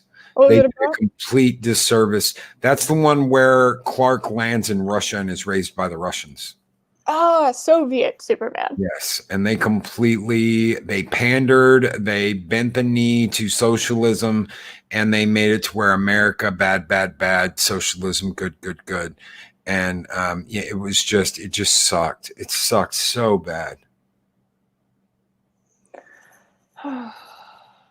That sounds bad. It sounds like an interesting concept, but much like the infamous Hell Hydra line, yes, by Captain America, it seems like an Elseworlds thing rather than a main storyline thing that you would do. Well, we all know that Comics, okay, listen, guys, when a creator writes a comic, these are some cheating bastards. They cheat. Okay, they want shock value, but then they want to go back and retcon what they did. When Superman died, they knew they were bringing him back. And they let the entire world think Superman was dead, even though they already had it written out how he was going to come back. This was not a fans demand Superman be revived and they brought him back. They never had any intention of leaving him dead, ever. Before his death was even written, they never had any intention to leave him dead. Comic book writers are some cheating bastards. They're going to go back and they're going to retcon shit. The Hail Hydra line, that was an alternate universe Cap. That wasn't our Cap. And they knew what they were going to do before they did it, that they were going to make him an alternate universe Cap. They did it for headlines. That's all they did it for, was headlines. That's not what I heard the ending was.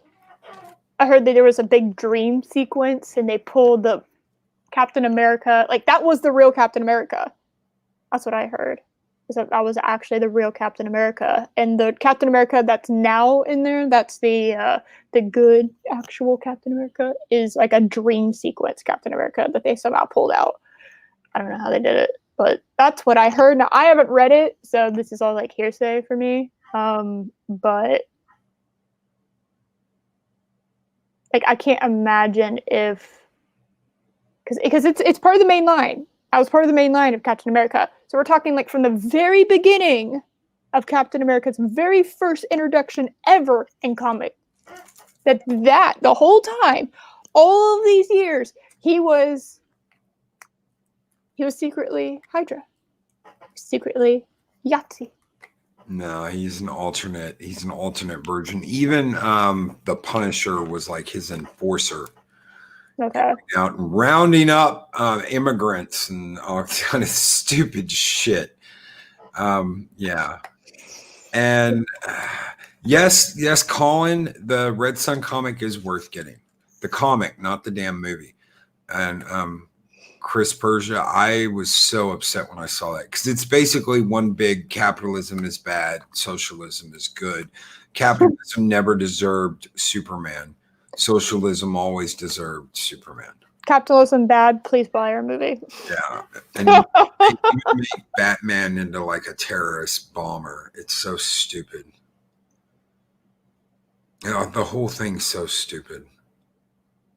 How the hell did they do that? Because it wouldn't have changed. Superman would not have... The origin of Superman changing would not have changed Bruce. Wonder Woman is a Soviet hero. All of them are over there, and it's just the way it is. She is the hammer and sickle of the Soviet Union.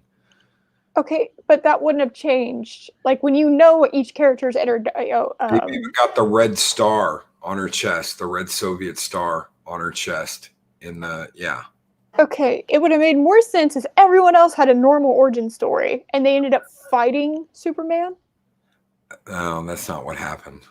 Well, makes absolutely no sense, because it doesn't make sense that would have had that much of an impact. Like I don't know how that would have changed Batman's origin story or Wonder Woman's. Wonder Woman from the mascara, like she's not going to go run over with like the Soviets, because that wouldn't have changed it, unless their whole thing was America was bad. If that's it, then I guess that makes sense under that logic. But that's still who Wonder Woman does not fit with that. So that's not Wonder Woman. That's somebody else. That's not Wonder Woman. If that's the case, that makes no sense. Okay. All right. Thanks, DC. I guess. You've got a good series coming out in 2021, and that's that Batman The Long Halloween. If it's any good. I'm so worried. I am. I'm really worried about it. You got Justice Society, World War II coming out next year. Soul of the Dragon. I don't know if that's going to be any good or not. Justice Society looks like it's shaping up to be good. Let's just hope and keep our fingers crossed. I haven't seen any news about Long Halloween, what they're going to change yet, but I'll keep my fingers crossed. I love the animated stuff, so you just got to keep your fingers crossed and hope. Yeah, if you read the story of Red Sun, Superman goes to the U.S., he meets Lois, and she gets through to him and shows him the virtues of America, but that was written in 2003. See, that makes sense to me. But that's not what happened, of course, in Red Sun. So they're doing the cherry picking thing again, which I guess is what they're going to continue doing. We're going to cherry pick all these things, call it the same thing, but it's not the real thing. I think it's more of we can't do this because it's so 2000s or 2010s. We have to Me Too everything and make sure that it's politically correct and it's on the right side. And basically, Hollywood has been told you have to be on this side or we will blacklist you. So everything coming out right now is going to be that. You have to have something like that in your book, in your movie, in your TV show, or whatever. You have to have it, or you're going to get a no when you want to make it. I'm not gonna go into too many details, but our friend Adega Outlaw had to put up a fight recently. I cannot go into details on what exactly he had to fight, but it was something similar to what I was just talking about. So. Yeah.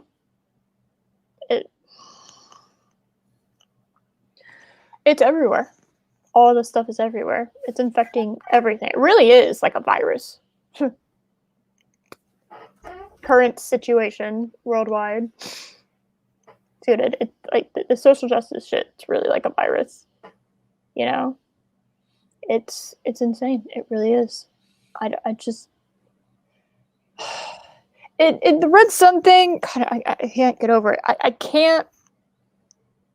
How do you make an anti-capitalism anything like anti-capitalism and then make it for profit? That is so wrong. Well, if you could put a number on DC fans, let's say DC had 250 million people that absolutely love DC, would buy their stuff, would buy their action figures, would buy their comics, their movies, all of that, right? 250 million. And you sliced that in half. And the more bullshit you come out with like this, the more you're losing. How long is it going to take you? And how hard is the battle going to be to get back to that again? I don't think any of them have thought about that. Not one of them have thought about that. Maybe now that AT&T's basically cut off the heads of 850 employees and says, you know what, we're not gonna put up with this shit anymore. Yeah, Lady Mist, I completely agree with you 100%. Agreed. How long is it going to take you to get back 250 million? And what are you going to have to do to get back 250 million? I don't know how you do it. There's so many franchises that are just broken. You start coming out with quality characters again. You start caring about the characters in the comics and the movies more than anything else. And you give quality, not woke horseshit. You can make strong female characters because we've seen them, we've loved them, we've cherished them. Yeah. There's no reason to say, oh, well, we're not woke enough when we have that DC has always had strong female characters, strong characters that are have nothing to do with PC being fucking PC. So. Exactly. It's the getting back part. I don't know if they can. The effort it would take to... They've forgotten where they came from, which is a common thing that you see. It's an unfortunate, but it is common. And you forget where you come from.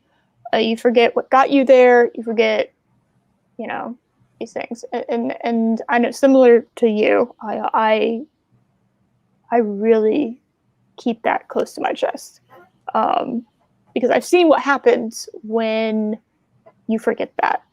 DC, AT&T, Warner Bros. They've all forgotten that. They have. They've completely forgotten that. This is what made them great. The animated Batman series, animated Superman series, Justice League, the movies that came afterwards, The Dark Knight. These are great things. Hell, Michael Keaton's Batman. You drop the agenda pushing and you start caring about the characters again. That's right. Yeah. Well, what I'm saying is, are they going to be willing to put that effort? Are they?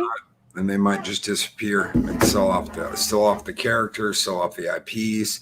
That is very possible. The only reason why Marvel's not doing this right now, the exact same position, is they have Disney backing them.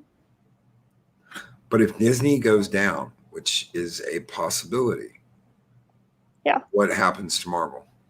They go down too. They go down too. And then can you afford to do all this bullshit? No, that's something Disney's learning really, really a hard lesson at the moment. Because there was no preparation before, the beer bug came in and wrecked everything. There was no preparation. It was like that within a week, basically. And everything shut down. And, you look at their quarterly earnings and it's just like, man, you look at their what's happening with them and it's just like, it's like they really can't afford to do that kind of stuff at the moment. No. But sometimes people have to learn things the hard way. And they don't learn the lesson. Warner Bros. Has not learned their lesson. They have done the same mistake over and over and over again. And one of their big mistakes is studio interference and not trusting their creators to finish out their vision. You get something like Justice League, which is like this horrific amalgamation of two different directors who went two completely separate directions in the take of what was supposed to happen. And then they meshed it together and it doesn't fit and it doesn't work. It's like studio interference is like Warner Bros. Probably their biggest problem and one of their most consistent problems. You can't micromanage people like that. Micromanagement has never worked, ever. That's never been something that's ever worked. I've had bosses that have micromanaged me. It is awful. I'm sure, y'all have too. It is awful. It really does stem the creative flow. And the willingness to actually like work hard and put effort in, because you're just always being looked over your shoulder and you're always just, it does. No one wants. Me and you have talked about Alien 3 before, right? Yes. Let me tell you something. This was David Fincher's first movie. He had never done a movie before. He did a couple music videos for Michael Jackson and some other shit. The studio hired him for two reasons. One, he was an upcoming director and they liked his visual style. Two, they could go around his back and control every aspect of that movie without him knowing about it, because he was so swamped with the movie. He had a very limited time. He had a very limited budget, and the studio was controlling everything in the background. And when he found out about it, when he found out one of his assistants that the studio sent over to help him was really running their agenda in the background, they were literally cutting the movie without him. They were cutting the scenes without him. I shit you not. He was not in the background saying, okay, this is the best scene. The studio executives were. The studio executives ran the entire production of Alien 3. All David Fincher was doing was saying cut. That's all he was doing. And they did that specifically so they could control the movie and not have their names drugged through the mud when it failed, if it failed. They could immediately blame David Fincher and say, oh, it's all his fucking fault. I don't blame the director, funnily enough. I just say that Aliens 3 is not a good movie. It's not. It's not. It was originally going to be on like a different planet with a bunch of farmers and people that moved there to get away from technology. And it was kind of like Amish world with aliens on it. There's this really cool scene they describe where the aliens are running through a cornfield. Like the Velociraptors in Jurassic Park? Yes. Think Velociraptors in Jurassic Park 2. Yes. And that's a wonderful idea. But it just didn't happen. Michael B. and Lance Hendrickson, yes. Yeah. I think I've heard about this. Yes. I've listened to that. Absolutely wonderful and wonderful idea. They fucked it up, though. Fox knew better. The management knew better. The executives knew better. And when you have that kind of interference and you have a young director that's never directed a movie and is completely swamped and being yelled at constantly to finish the fucking movie and hurry, it's a recipe for disaster. And if that's they destroyed Justice League, the same reason, studio involvement. Yep. Because it had potential. It did. Oh yeah. It had a lot of potential. I think the casting was fairly good. The Flash, I think, was like the weakest point for me. But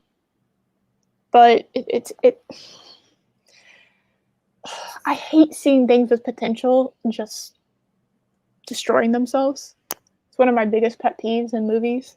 But yeah, it did. It had potential and it destroyed itself. Hopefully, the Snyder Cut is good. I got worried a little bit, started getting a little bit worried when shortly after he announced the Snyder Cut was being released, he started talking about a sequel. That sounds like motivation in a way, but it wasn't so much. Cause my big thing with the Snyder Cut was that the fans won. That was a fan win. And regardless how you feel about it, it was a fan win. I just want to see the black and silver Superman. I know. I know you do. Mine is like, I would hate to see a movie. I would just hate to see people get their heart broken. You know, I hate seeing that. You know, I don't like it when I see people I care about get hurt. And there's a lot of people who are big Snyder Cut fans who I care about, and I want it to be good for them. I want it to be really good for them. And I would love to have a good movie. But, man, if it's bad and it was just released so that there could be a sequel made from it, that would do some real damage. That's not what's going to happen. When you look at Scott Mendelson sitting there saying, "Oh, it's the exact same movie. It's just an alternate. It's an alternate film scene with a filter on it." You know, those are some salty bitches. Mr. Scott Mendelson out there is a little salty bitch, and he's salty that this movie was made.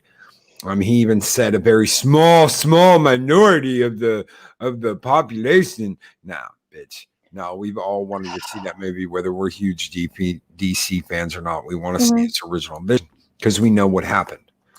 He's just being a salty little bitch. Yeah, I mean that's pretty. Yeah, I have to agree with that. Yeah, I want it to be good. I hope it's good. People like Scott Middleton. It's like, dude, like, what's the downside if it's good? If it's good, you know, if it's bad, it's like, I'm just worried about people I care about getting their hearts broken over it. I'm pretty neutral on the Snyder Cut thing. I really am. But, man, I hope it opens the door up. Like, it also opens the door up to what can happen when there's not as much studio interference. Again, like I said, Warner Bros. Big thing is studio interference. And how many times have you seen a movie and like halfway through it filming, you hear something about studio interfering? You start hearing little rumors, little mumblings, and it's like, I have so much doubt about how good this movie's going to be, because it's like every single time the studio starts to interfere, I can't imagine. I don't imagine it being like, it's less than as good as it could have been. And I think Josh, you've got a great point. I think it'll be a vastly superior movie to the one we got. Whether it'll be good or not, it's going to be an improvement over what we got, though. But then again, I've always said, if you've got crap, putting it in a nice shiny bow, it doesn't change it. It's still crap. Yeah. Oh, dude.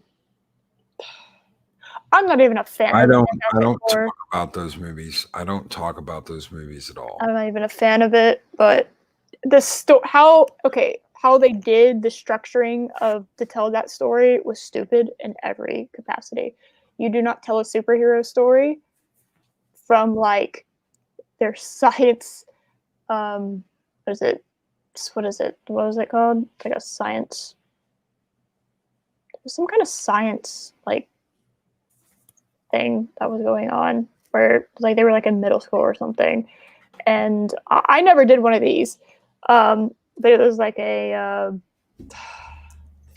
blanking on what the hell is it called, but is it called science fair? Is that what the thing is called? I think that's what it's called.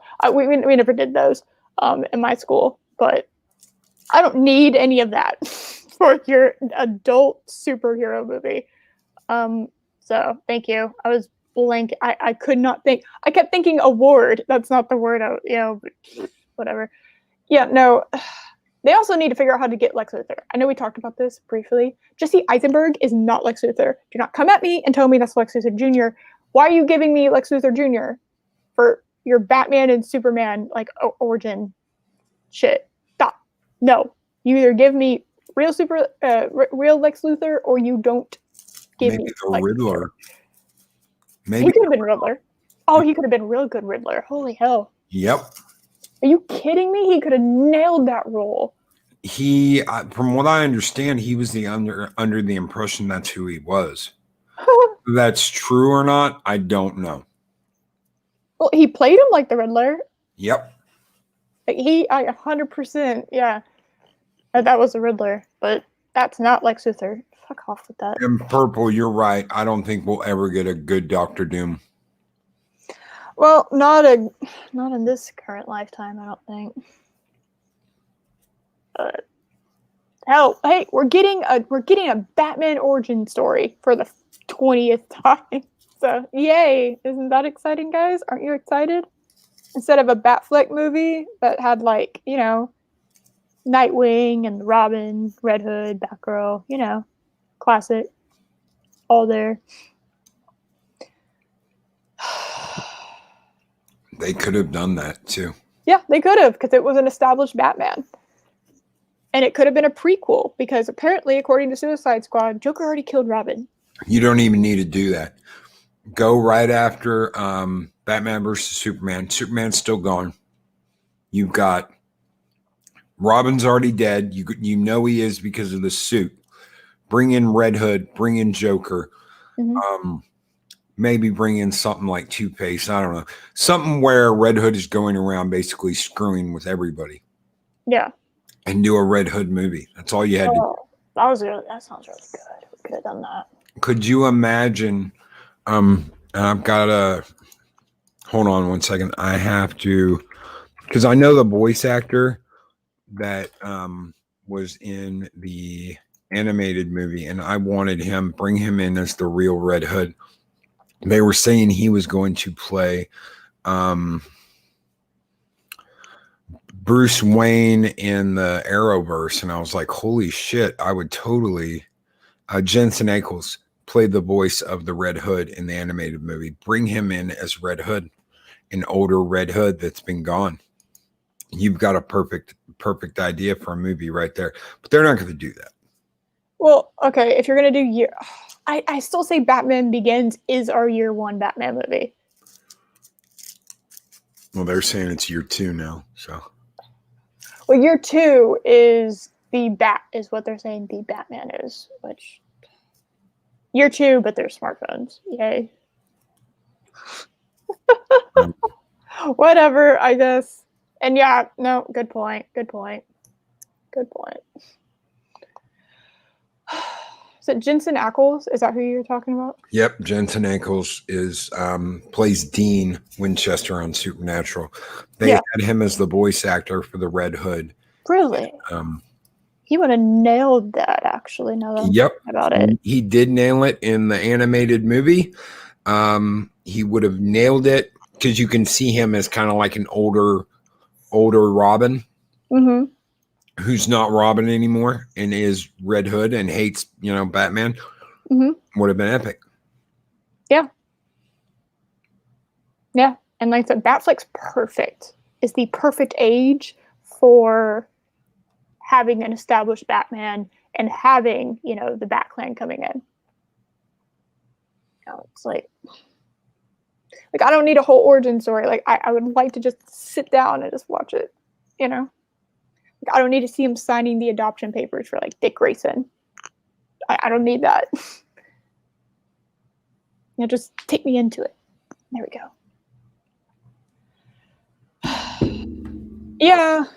Yeah, me too. Yeah. What's funny is they actually have from Suicide Squad. They nailed Amanda Waller in Suicide Squad. That's Amanda Waller. Yes.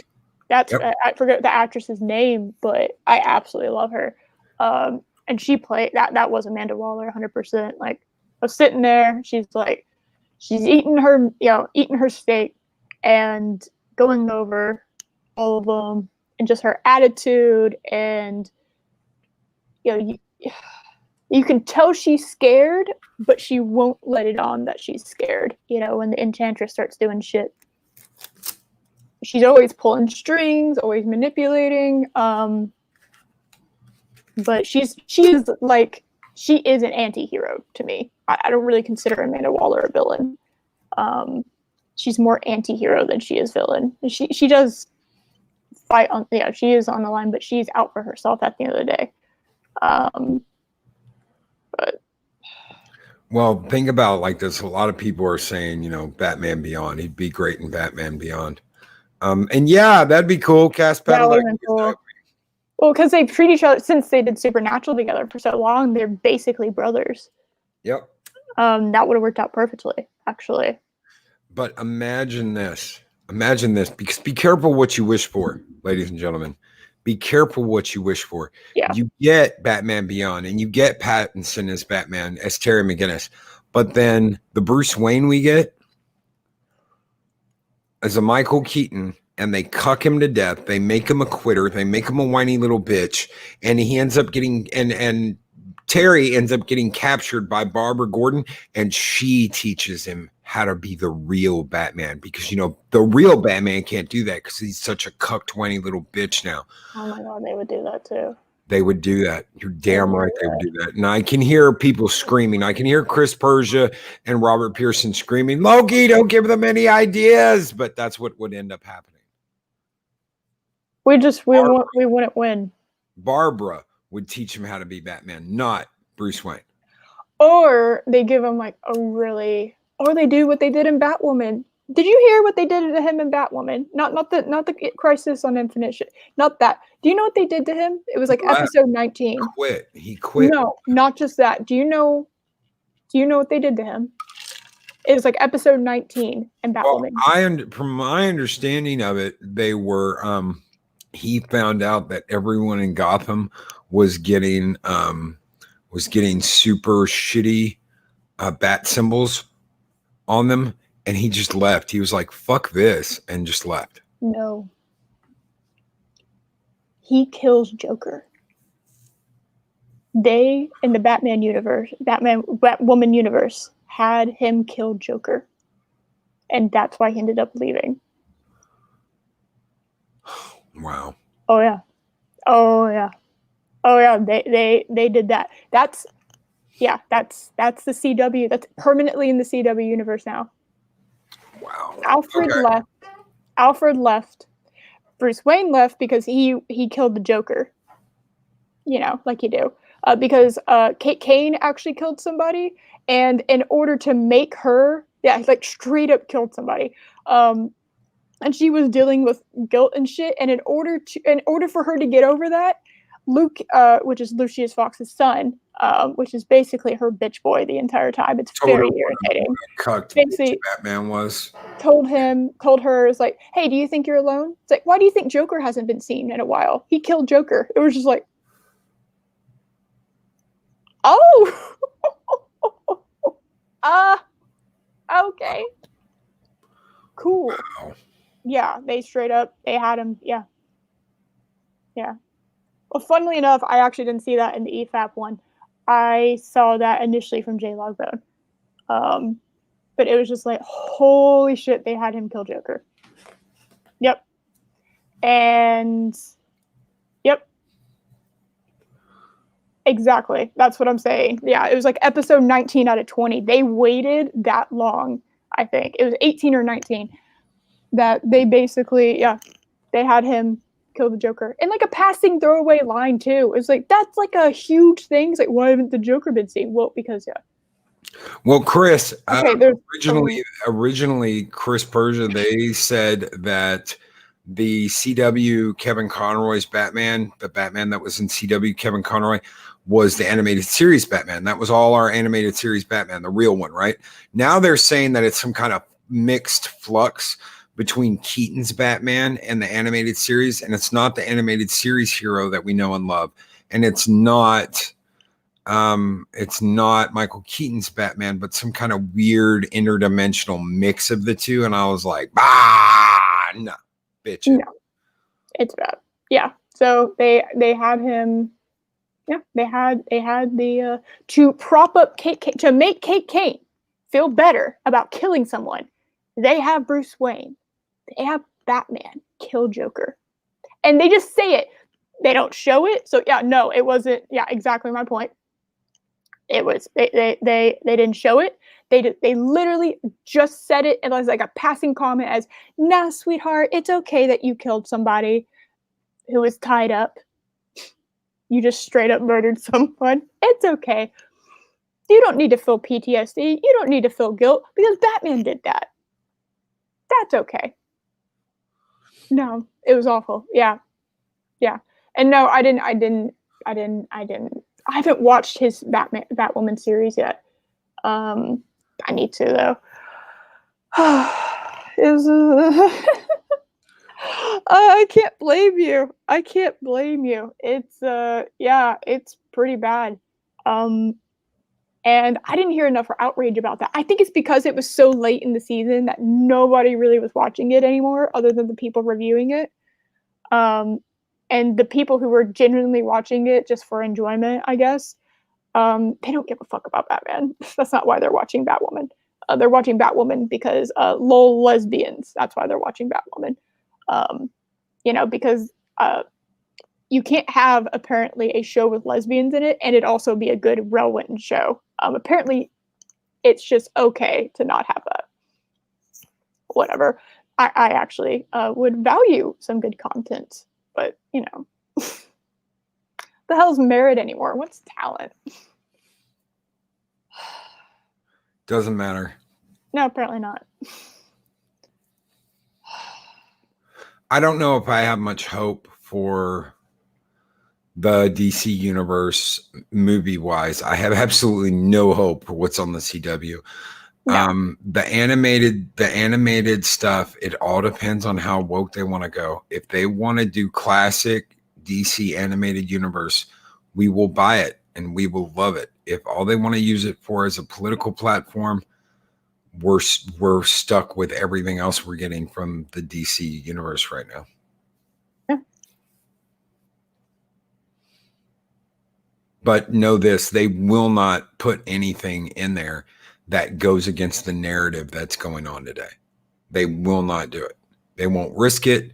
They won't put it in their movies. They won't put it in their animation. They definitely won't put it in their comics. Anything that goes against the woke PC culture, they don't want to have anything to do with it because they want to pander. Everyone's pandering. Everyone's in line on their knees waiting to drink that wonderful green booby milk. And that's where they're all at right now. Yeah. Here, I have actually the direct dialogue for that. You think, oh my God, an advertisement literally popped. Stop it, advertisements. Fuck you. So you think you're the only one? Ever wonder why the Joker hasn't reared his head in 5 years? He's not in Arkham, Kate. Both you and Bruce stared into the abyss. The question is, how long are you going to let it stare back at you? And apparently just one season. Apparently, yeah. But yeah, no, they straight up was just like, yeah, no, he killed him. Whatever. Moving on. And that's how he's able to that's how she's able to come back. Isn't it funny they sacrificed Kevin Conroy so she could be the one true Batman the one true bat is what they called her. Of all the multiverse, the only one true bat, and she lasted a season. Yeah. Well, I can't blame her. I really can't. Ruby Rose was fantastic in John Wick 2. She really had she really does have some good talent. And they just wasted her that whole series. And she got injured. She had like some mental health issues. She got like anorexia and like depression during it. You know, it's like, you know, she's toting the show and really spotlighting herself in it. But I mean, that's something else that people forget. Y'all remember when they had that Comic-Con and she was supposed to be there? I think it was San Diego. And Yep. she booked it. She didn't show up. Yep. She was like, and they had Batwoman plastered everywhere. That was like the main event, was to come talk about Batwoman. And Batwoman herself wouldn't show up. Yep. Like she canceled. You got to wonder why. Yeah. For everybody out there that's like, Ruby Rose sucks and Ruby Rose is very, very, shitty. I want to tell you something. Ruby Rose did a very good job in John Wick 2.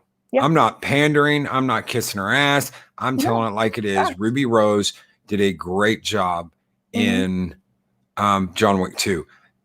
And then they got her doing this. Yeah. And like Purple says, she was treated very badly. Oh, yeah. They like ruined her. Absolutely. Like from like a personal level, not just like not just the character, the actress. The actress went through shit. Like it is awful. Yes, exactly. Yes. Yeah. That's something that happened. Yep. It's, they didn't give her anything to work with. There was absolutely nothing to work with. They didn't direct her correctly. Having seen what she can do in John Wick 2, I don't even think they gave her proper acting instructions during it. I really don't. I don't even think they did that, because you do have bad movies where people act well. Mark Hamill acted the living hell out of Luke Skywalker in Last Jedi, and that's a bad movie. And it still sucked, yeah. Yeah, and, Mark Hamill is a very talented, underappreciated actor. He was blacklisted by Hollywood after Star Wars. Nobody wanted anything to do with him. He got voice work because you couldn't see who it was. They just threw his name out there. He got plenty of voice work. Mark Hamill's a very great actor, but he was blacklisted. And yeah, Keely Chow, that is exactly the name they gave her, is the Bat, the one true Bat of the multiverse. The one real Bat, and she lasted a season. There it is. Is the only Bat of the future. Yes. Yeah. It was awful what they did to her. And yeah, of course she backed out. And this is why I say it's like, man, you cannot tell me that this show is successful. Like, take everything away. When you have your actors like bolting out the door to get away from this series, that's not a good sign. That's a really bad sign. Once Upon a Time had that happen to it. It was its 6th season, and everyone was pretty much contracted. All the main people were contracted to be on for 6 seasons. 6th season comes, like, I would say 75% of the head of the lead cast leaves. Yep. Everyone pretty much left. There was like maybe 4 people from the main cast that stayed, but everyone else bounced.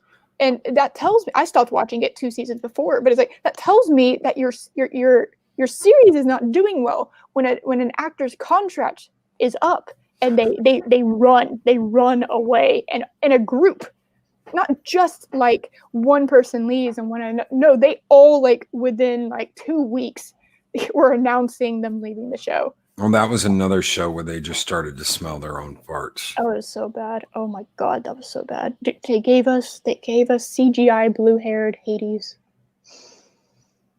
Unforgivable. Unforgivable. Yeah, no, that's also bullshit. That's such bullshit too. God, like they harassed her, they treated her like garbage, you know. Like, imagine being told that you're only worth something because you were born with this sexuality. Like, imagine that's your only worth. That's the only reason you have this, not because of your merit, not because of who you know, that you earned it. It's like, no, you have the correct sexuality, so you come onto our show. It's like, no, that's awful. That is so insulting. And they didn't know how to write her. Yes, she's a good supporting actress. Yes. If they wanted to do like a Batman and Batwoman kind of crossover show, we could have done that. You know, they have done that before in the animated universe. But she is definitely, yeah, and there are people who are not good at lead roles. And she's amazing as a supporting actress. Like I said, John Wick 2 was 100% right there. Hell, you know what? What series are we talking about? We're talking about Batwoman from the CW.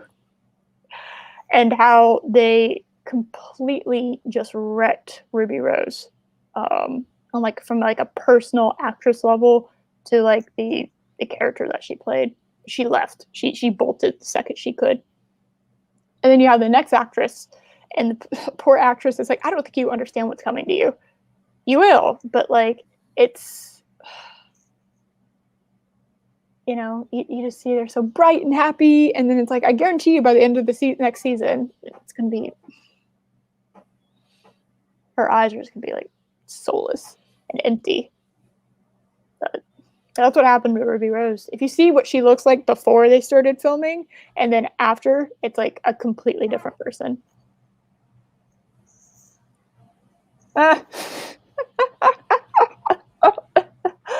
Oh, holy hell. Oh my god. Oh, the one where everyone left. It's called Once Upon a Time. Once Upon a Time is where everybody left after season 6. And then they tried to reboot that series. And they tried to reboot it with like different people. And they did like the exact same concept, but with a different actor. And it failed, I think, after half a season. They cut it because it was so bad. It was awful. But anyway. DC, get your shit together. Please. Yeah. Please get your shit together. Please get your shit together, DC. Oh my god. If you are listening, that is our final piece of advice for you. Please get your shit together, because we love you. We love our superheroes. We love our superhero stories. Please get your shit together. Please, for the love of God, you know, maybe watch some of this older stuff, because I don't feel like you have. I don't feel like you've actually watched it. Mm-mm. Maybe watch it, get inspired. Get people on your projects that are passionate. Get people who know what they're talking about. Yep. Stop using agenda, maybe. Start focusing on storytelling. And funnily enough, you can actually have agenda in a well-written story as like an allegory, like metaphors. You can have an overarching theme that kind of fits with what you want to push, but it can be done cleverly, and it can be masked so that people who are not looking for that can still enjoy it. That is called a well-crafted story. They used to do that a lot. They don't do that anymore. Now it's like over the head. Here, we need to tell you the theme, and we need to tell you exactly what we want. Here, read it out loud. Here's your script. Read some sort of source material. You know, although it would be funny if they pulled a Kathleen Kennedy and DC Comics was like, we don't have anything to pull from. There's nothing inspiring. Can you imagine? Can you imagine if they did that? Oh my god. Oh, it's funny. Because they would. You know they would too. Yeah. What is this you speak of? Hollywood producer, damn it. Hollywood in general, not just the producer. Hollywood in general. What is this talent and creativity and merit that you speak of? No. Do you have the correct sexuality, the gender? Do you have the correct politics? Because you're not allowed to have a job unless you do. Oh my god. Anyway, yes. DC, get your shit together. Please. Because, holy hell. I don't like where it's going. I don't like where Batman's going. I don't like it. And I saw a comment earlier that said, like, hey, it's not in the DCEU. How the hell would anyone know that? Who's not keeping up with this? Is that where the 3 Batman movie thing came from? They'll do the Flashpoint with Michael Keaton. They'll Batfleck, and then they're going to have, like, Robert Pattinson. It's like, why on earth would you do something stupid like that? That is so dumb. That is incredibly stupid. But, hey, they're hard learners. These are not people who learn quickly because, like I said, they have been doing their studio interference for years. And so maybe it'll take the collapse of an empire for them to finally understand what they should have been doing was just what they had been doing before they started all this woke agenda bullshit. Maybe they'll understand that one day. Maybe not. I don't know. I just hope there's a DC around, you know, for the rest In of their life. In some form, yeah. So even if they have to do what Marvel did, sell off a couple properties and then buy them back when they, you know, get back on their feet. So,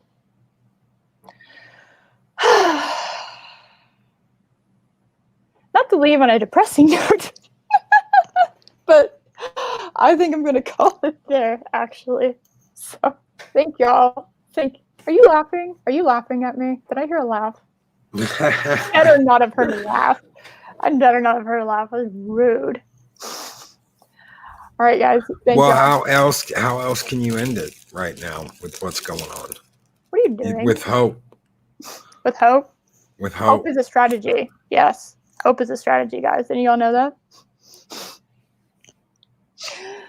Oh, God. All right. Deep sigh. Yeah, I know. Oh, God. Oh. Yep. Well, they're gone. So, yay. Woohoo. Yay! Go watch Justice League animated series, like I said. Watch the Batman animated series if you haven't. These movies that I had up, you know, watch those. Watch some good stuff. Don't watch bad things unless you're going to somehow benefit from that. Unless you think it's going to be funny, or again, you're doing like a movie review. Like, just life is too short to just watch bad shit for bad shit's sake and convince yourself that it's good. Yep. I completely agree with that. So it is such a, like, life is such a like fleeting moment on this planet. It's so just small, and to use up the finite amount of hours that you have in the day watching shit because you're supposed to, that's bullshit. That is. So, oh my God, I did. Oh no. Oh my God. While the trolls are away. Yeah, I guess they're busy for Saturday, which, you know, I'm glad they have lives. Good on them. What? Hold on a second. Well, happy birthday, my dude. Early birthday, I guess. Happy birthday, Robert Pearson. Dude, nice. Oh, I guess it's birthday. Let's see. I'm doing English math. Hold on. In 2 hours? Like an hour and a half? It's your birthday? Hour and a half. Yeah. Nice, dude. Yeah, watch good shit, read good shit, dude. Drink lots of beer. I will not be drinking beer, but you can drink lots of beer. It is your birthday. Done. All right. No. God damn it. Oh, you made her snort, Mark.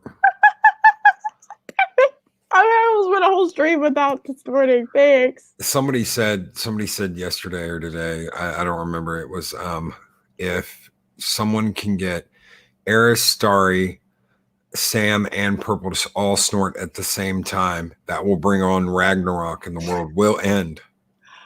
Well, thank God I'm part of the Greek pantheon and not the Norse, so it would affect me. So, I'll just leave all and go to Tartarus and just lounge around there while y'all have your world-ending moment.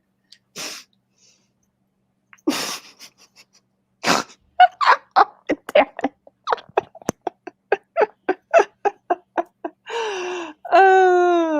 Joking. Y'all are never getting rid of me in Valhalla. Never. Bye. Y'all know I'm not good at this. Y'all know I'm bad at saying bye. So, you know what? We're just going to leave this time. Goodbye, everybody. Hope y'all have a good one. See y'all Monday? Later? Monday. Are you doing a stream on Monday? Nope, I don't think so. No game streams? No game streams. Okay. All right. So see y'all Monday morning. Toodaloo. Bye. Later, everybody.